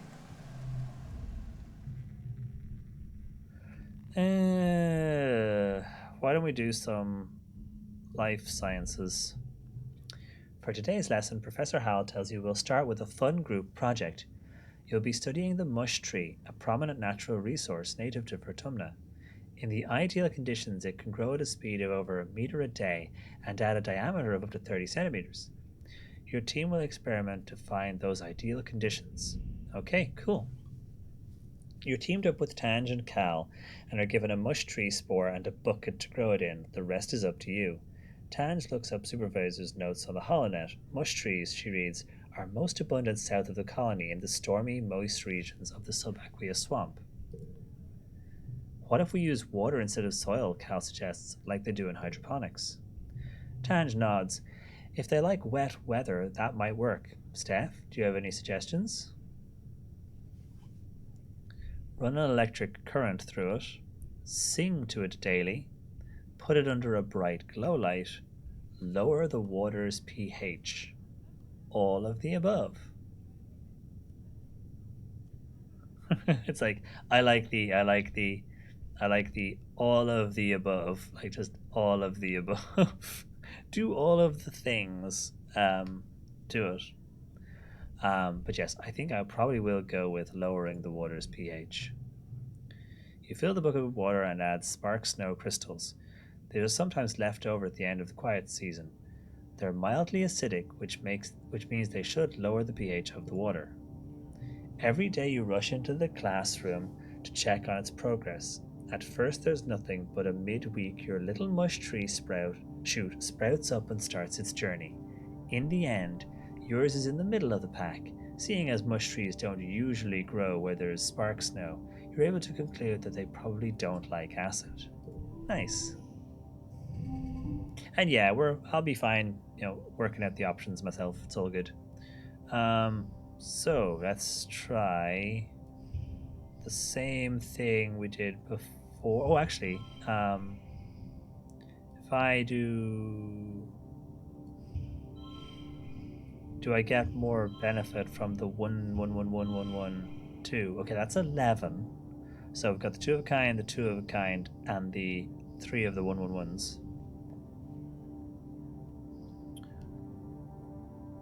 Tell the tree of violence story. Exactly. What else have we got? We could do a 0 1 2 and see if that gives us more points. Okay, so 0 1 2 gives us 12 points.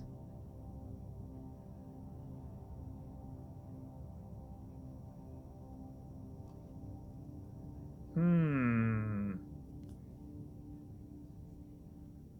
Hmm. Hmm.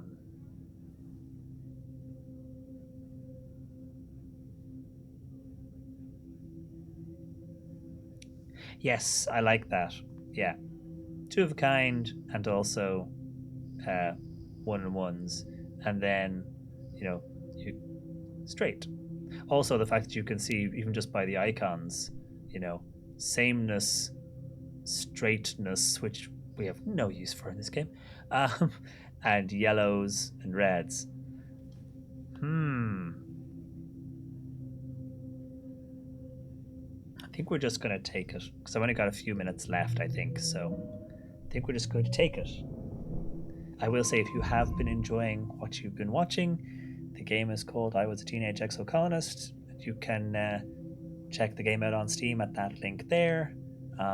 You can also try out the demo, which is available, so you can give the demo a go, wishlist it, all that good stuff. Thank you again to Finji for the sponsorship, by the way.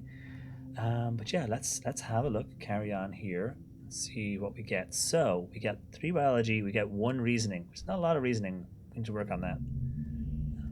I suspect that you end up having to kind of specialize and not sort of jack of all trades it. You're having a terrifying familiar dream. A monster crashing through the walls, unfathomably large, every part of it wriggling and moving and searching for something.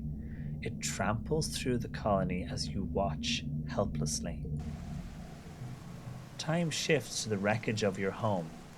You're picking through it, looking for something, tears streaking down your dust-covered face as you lift heavy pieces of debris, searching. You wake up shouting no, but your voice is drowned out by a deafening rumble from the skies outside. The bedroom window is covered in water? It's pouring down from the clouds. You guess that must be rain, but you've never experienced it before. There's a brief flash from outside, then another crack and rumble. Thunder. It must be a thunderstorm. It's still very early hours of the morning. You've already almost forgotten your bad dream, but you're too unsettled to go back to sleep yet. The rain beats down on the roof of your quarters. Oh, rain sounds. Joined now and then with the great peals of thunder like the footsteps of an angry beast. Hide under the covers until it's over. Run outside and play in the rain. Go to your parents for comfort. I'm going outside in the rain. It's surprisingly warm outside. We get +5 to rebellion. That's interesting. And -5 to stress. It's surprisingly warm outside and the water feels nice hitting your head. Everything smells fresh and damp and wonderful, and the dusty packed ground has turned to squelchy mud between your toes, and Cal is missing out on this. You don't go too far from the door to your quarters, but it's exciting being outside in the dark, watching dramatic streaks of lightning arc down to the hills behind the colony. And Cal missed out on wet, wet mud. Aww. So now we are in Mid-wet. Wonder if we can get through a whole year. Like, I just want to, I want to kind of see what happens. Let's talk to Cal. Hold this to your head now, my darling, you hear as you enter the garden looking for Cal. It'll help with the swelling. Cal is sitting with his mother, Auntie Tyra, who kneels beside him holding an ice pack to his head. Cal's eyes are a little puffy. He rubs them and sniffs as you approach. Hello, Steph. Tyra greets you with a kind smile. Don't worry. Recalcitrance just took a tumble off something he shouldn't have been climbing. Recalcitrance is Cal's name. Oh, I love it. I love all of the names in this game. Mom, Cal complains. It wasn't that bad. Yeah, that sounds like something he'd do. That's totally me. Like, yeah, it sounds like something he'd do.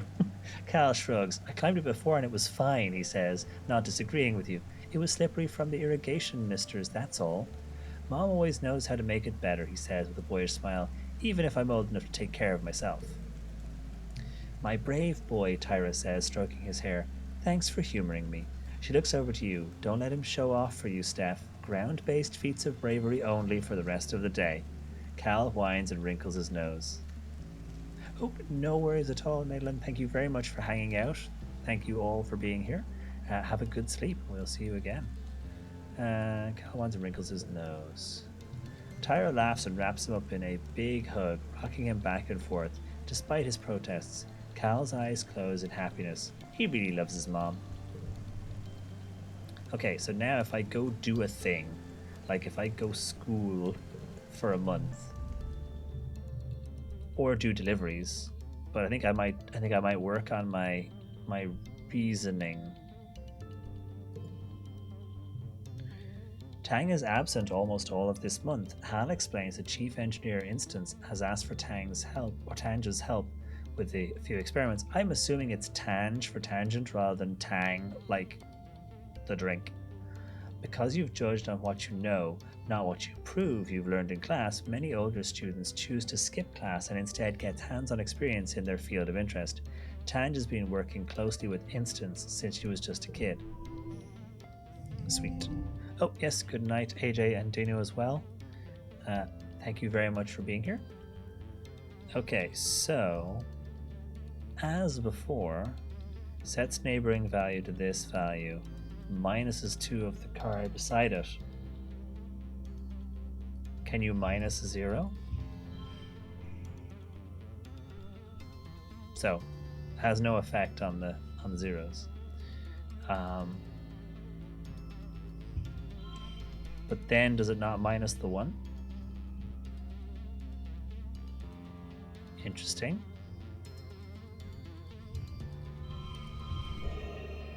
So that's 16. And that's 20. Supergirl! Brr, brr, brr, brr. So yeah, minus 2 to the neighboring cards. Oh no, only neighboring social cards. So it would only have affected these ones. So it didn't do anything to this card. So we get 3 of a kind, or 3 of a flush for the red cards, plus we get the 1/1/1/1 effect from having those 2 turned into 1s, and we get a bonus for these 2 being both yellows. So that's a good benefit. Mika Beak, thank you very, very much for the follow. Welcome on in. Hello, hello. So yeah, Supergirl, we win. I'm liking the card aspect. Need to add more cards though, need to get more memories and stuff. +4 to biology, +1 reasoning, +15 stress. I am loving it, Lo-Fi Night. I am loving it. The artwork is awesome, the writing is great, even if they've put in less streamer friendly words that I have to read out loud. But yeah, I'm really liking it. And I mean, we're still in our first year. Like, we're still in our first year. But yeah, there's lots of different things to do. There's a whole pile of stuff we haven't even covered yet. I say we're still a kid in our first year. The characters are really nice. Generally, I am absolutely loving it. I'm trying to see if I can kind of finish out the year for the stream, because that would be nice. Tangent is watching a construction crew build scaffolding for the new engineering pavilion.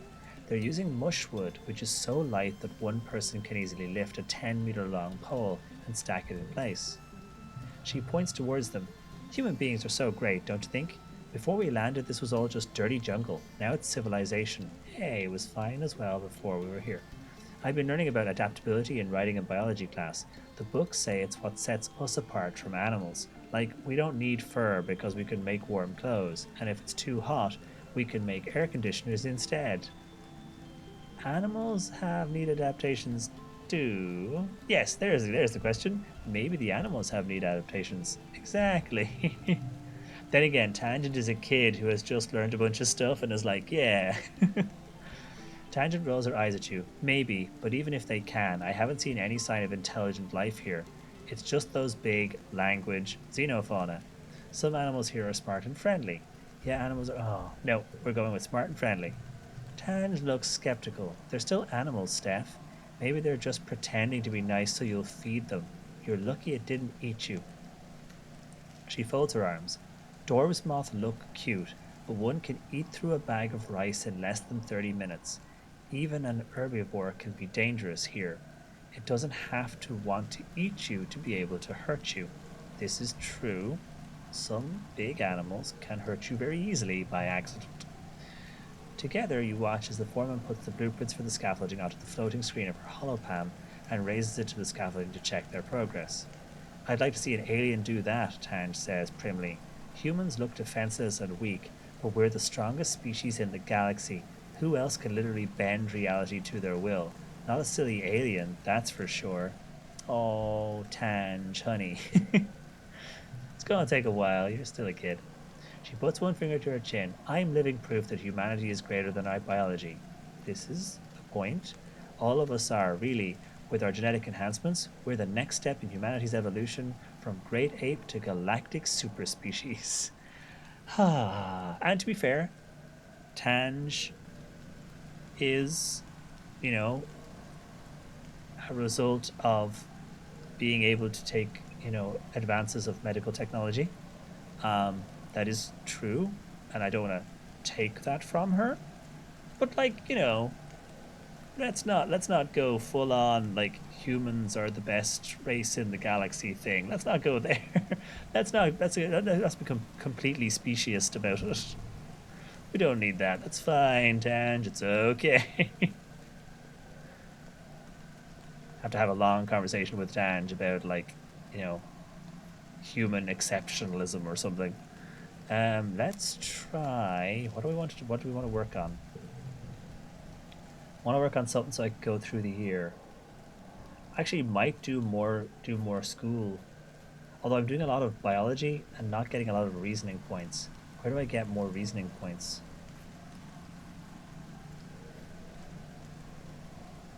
Because we're building up toughness and we're learning a lot of biology. Where do we get an option to teach dang empathy? Yeah. I mean, again, she's a kid with a particular perspective because Tange is trans, if I remember correctly. So, I appreciate that, yes, humans have done some cool shit. However, maybe we're not the most awesome thing ever in the whole world ever. So, study humanities, study life sciences for a little bit more reasoning. Or do we do another delivery run maybe? Let's try that. Let's find a job. Delivery supplies. There we go. It's been a while. But it's time to attend meeting of the Secret Fun Times Club. Mars started the SFC years ago, which is hilarious for me because part of my job involves preparing data for the Scottish Funding Council. So I am very, very up on the SFC. I'm going to have to tell the folks in work about the Secret Fun Times Club. I am going to screenshot this so I can tell the folks in work about the SFC. We're going to start calling it that. Tangent and Tammy agreed to join at the time, but then you all got busy with other things and forgot about it when Tammy died. You meet in an unused conference room in the command, which Mars says is perfect for a secret club. Club President Mars brings the meeting to order. Tange, Vice President of Writing Down Secrets, records the meeting notes on her holopalm. As Vice President of Fun Ideas, it is your job to come up with something for the club to do today. You choose making friendship bracelets and brought all the supplies you'll need. I literally have the supplies right here for paracord bracelets, so we can do this. Today, Mars announces we're going to make friendship bracelets, and I have an even better idea. We're going to sell them to people for kudos. That isn't really how kudos are supposed to be used, but Mars is hard to argue with sometimes. The three of you spend the afternoon braiding bracelets out of recycled bits of wire and bright plastic packing strips. Your hearts really aren't in it, though. All three of you know that Tammy would have been much better at this than you. Making friendship bracelets was one of her favorite things. She was always giving them to people and didn't expect anything in return, because Tammy was the best of us. It's eventually Mars who calls the meeting early. She takes all your misshapen bracelets and looks at them dubiously. I don't know if people will want to trade their kudos for these, but I'll do my best. I'll put the kudos in the club treasury. Meeting adjourned. You ask Tangent if she thinks Mars is actually going to sell them. I think so, Tange tells you, but the club doesn't even have a treasury. She'll probably just keep the kudos for herself. She doesn't seem to care. Interesting. So now we get our eagle eyes back. So we have our -2 to neighboring cards. So if I put that there, that becomes a 0. And we get a nice run of these.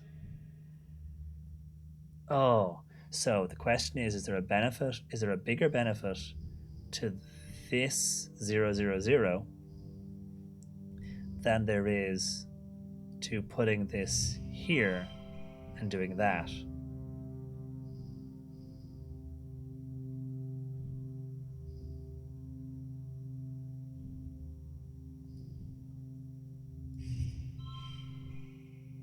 So 13 because you get 000.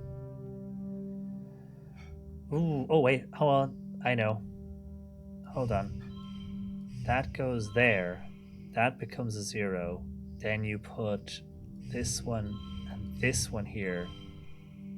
It's 12.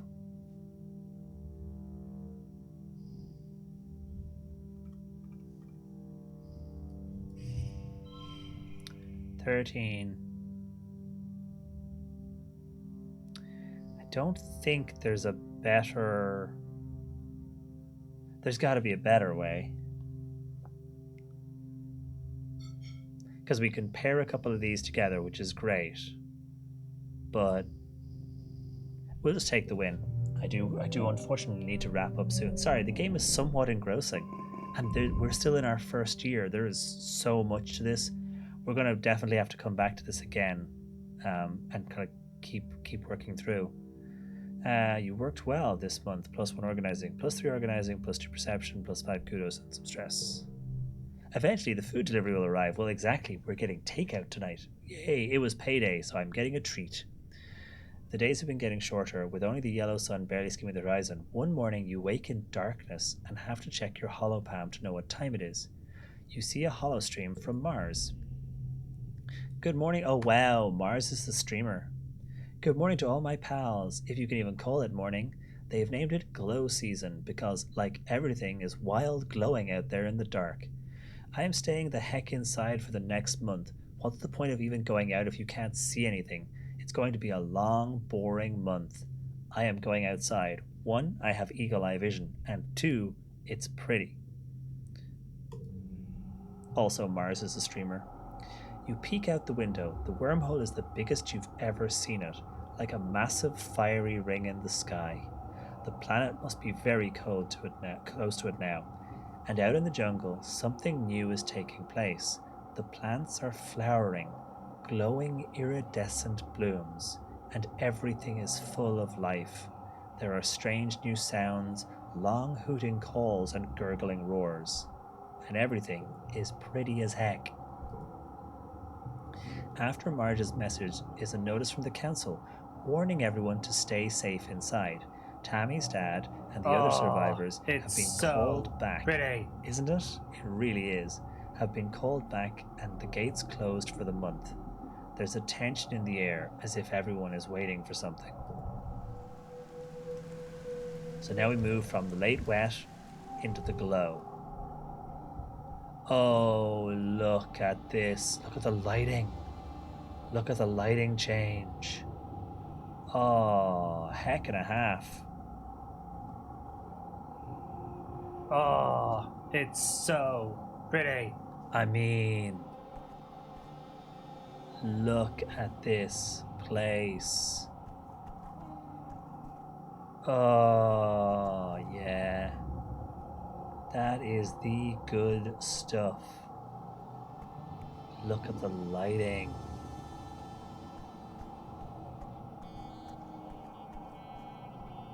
Still haven't seen another egg lately. You're too scared to go outside during glow season, and besides, the gates are closed. I'm tough enough, though.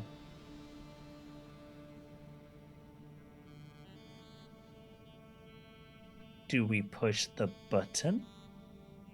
I feel like we should push the button. We are going to push the button. Well, so you are, Uncle Tony replies, his voice heavy as he looks at you with pride. You're growing up, aren't you? He nods and pats you on the shoulder and knows he's thinking of Tammy. Listen, I can see that you're a tough cookie, and I'd love to have you on a surveyor team in the future, but you'll have to wait a few more years first. Come see me when you're older, okay, kiddo? Dejected, you drag your feet as you walk back through the gates to safety. Psst. What's that? You look around questioningly. Psst. It's Dis. He's hiding behind some bushes? That's so typical. He puts a finger to his lips and motions for you to follow him. Sure, you figure. Why not? Oh no. Oh no, children. Oh no.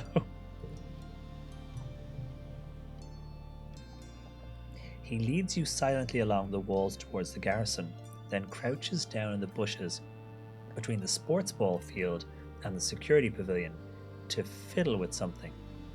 Suddenly, he's gone. What? You check to make sure nobody else noticed, then scuttle over to where you last saw him. Behind some popflower bushes, there's a drainage pipe in the wall, big enough to crawl through. Who thought that was a good idea? 1. A heavy grate keeps animals out, but it's loose. You could slide it aside to get through. You could sneak out. Why have a drainage pipe large enough for children and animals to go through when you could have 3 small pipes that none of them can get through? Unlock sneak out expeditions. If the adults won't let you visit the Valley of Vertigo, or the subaqueous swamps, or the other cool places surveyors get to go, well, you could sneak through here to explore just outside the colony walls.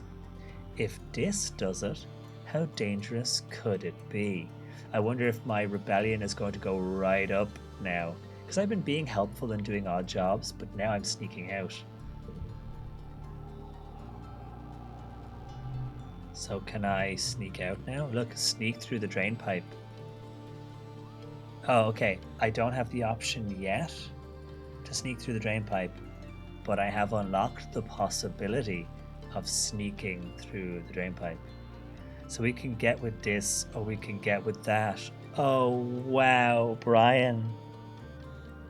That is going to be stuck in my head for the rest of the day now. Thank you, as always. For anyone who isn't following the wonderful Urban Bohemian, please do. They are an absolute delight. Wow. Yep, it's playing. It's playing in my brain now. Thanks, buddy. Oh, God.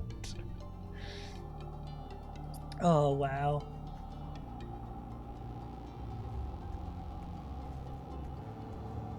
Yep.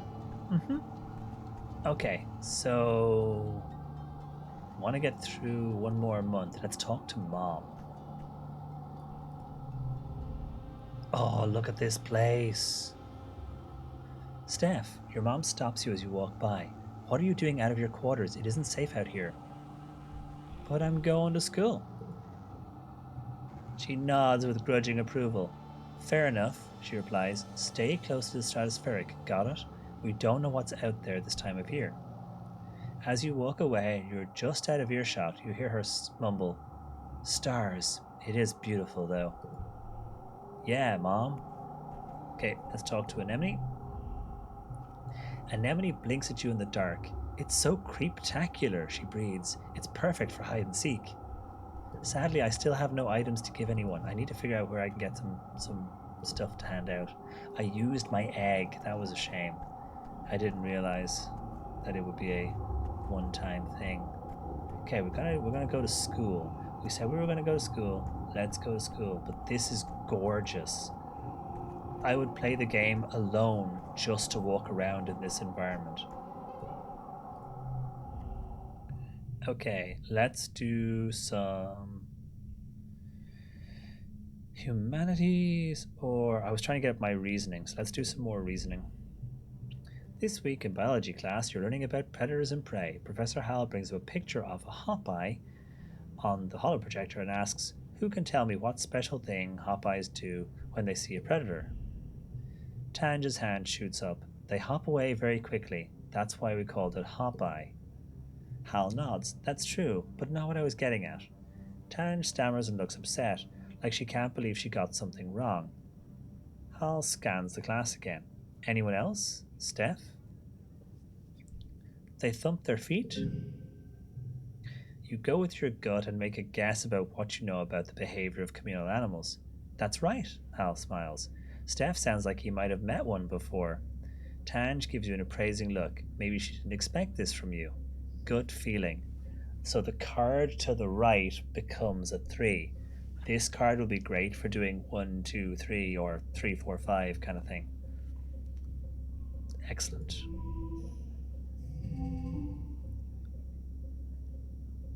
About the character models are autistic, but Tammy and her father have elven ears, and Anemone has scales, and her brother has elven ears too. Yeah, no, they even reference the scales. So yeah, they're definitely extended humans as a species, I guess. Right, studying life sciences. So set a neighboring card to a 1.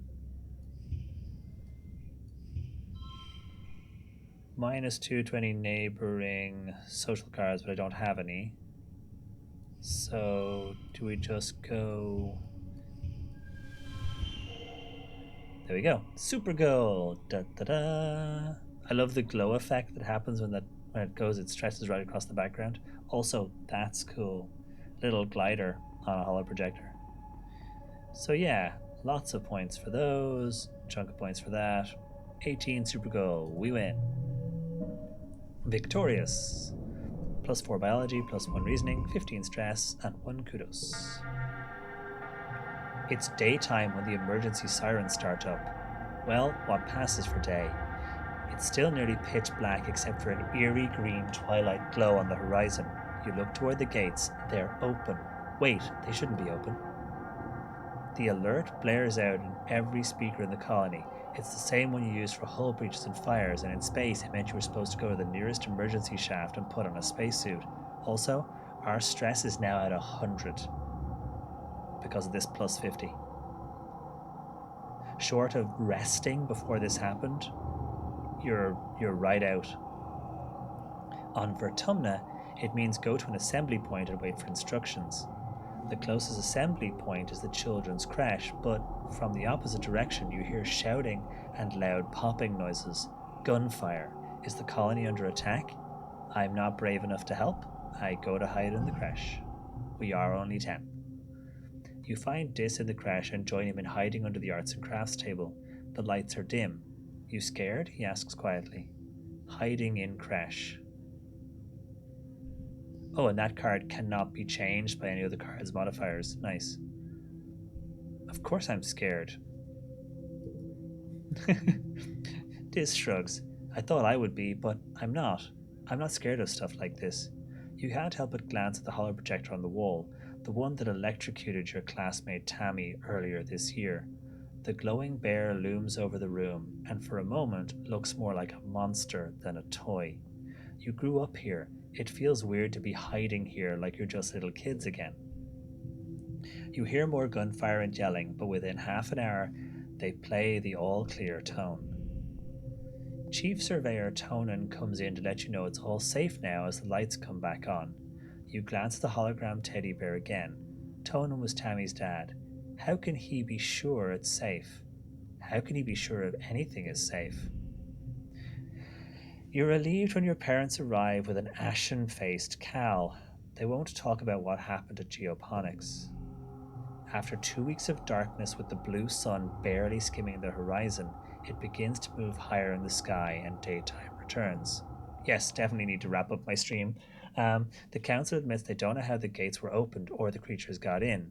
Some of the attacking creatures were once thought to be docile, others were species nobody had seen before. It was like something had driven them to assault the colony. At least nobody was killed this time. And now we move from glow back into the early quiet. Childhood is fleeting. The game will end when you reach 20, so you should focus on a few skills to improve and friends to spend time with. Use the skills and friends button at the top left of the screen to keep track of them. So skills and friends buttons.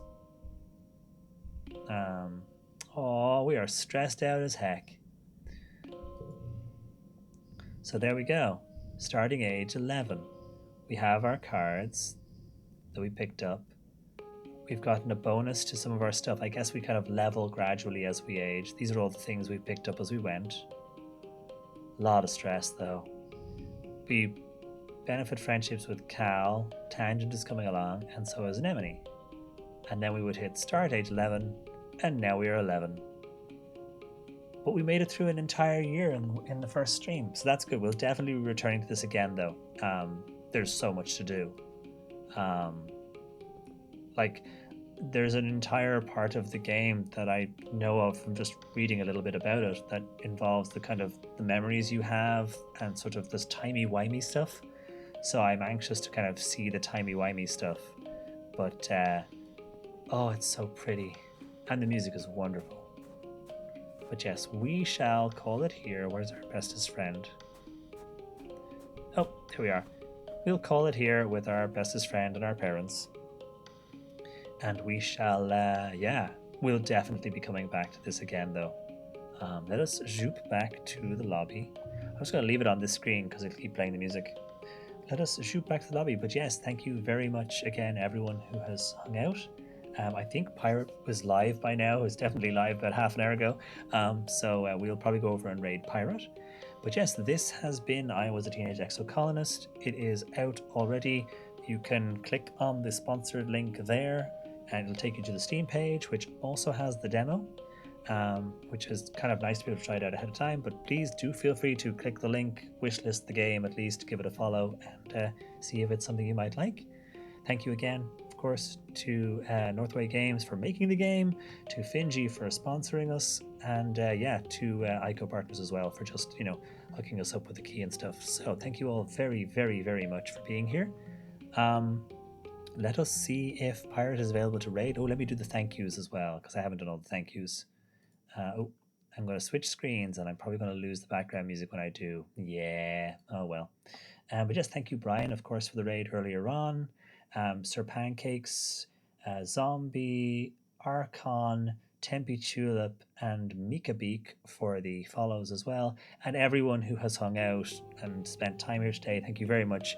We don't get to do sponsored streams often, so it's really nice when folks show up for them. So thank you very, very much. I appreciate it. But yeah, let us go and raid Pirate, who I'm assuming is live. I'm making an assumption, but I'm pretty sure it's a safe one. Let us just go back to Twitch, and we will see. Because Pirate is doing the last of the arcade spirits, I believe. Yes, Pirate is indeed live. We will go and we will raid Pirate, who is an absolute delight as well, and definitely worth giving a follow. So yes, let us swing on over there. Thank you all again, though, very, very much for being here. And thank you, Val, of course, as well. I have to go back and watch Val's VOD, and there's chunks of Brian's that I missed, so I got to go watch that too. But yes, you can catch me again tomorrow, where we'll be doing some more Cult of the Lamb. And I have a raid goal if you want to use that when raiding into Pirates in subscriber and non subscriber varieties. But yeah, this game is a lot of fun. I'm definitely going to be coming back to this maybe middle of next week. We might do it a Wednesday game. Um, it looks like there's a lot to go through, so there's not like a game you rush through. So maybe we'll do it as a Wednesday game or something like that. But yeah, thank you all again very, very much. I'm going to go rest my voice and eat some food. And yeah, that was wonderful. I really liked that. That was a lot of fun. Definitely going to do more of this. And I'm hoping that maybe the timey-wimey stuff means I can change events. Maybe I can save Tammy. That's my hope. But yeah, thank you all again. As always, I hope you have a lovely rest of your day. Going right on over into Pirates. And yeah, I'll see you all again soon, folks. Have a good one. Bye.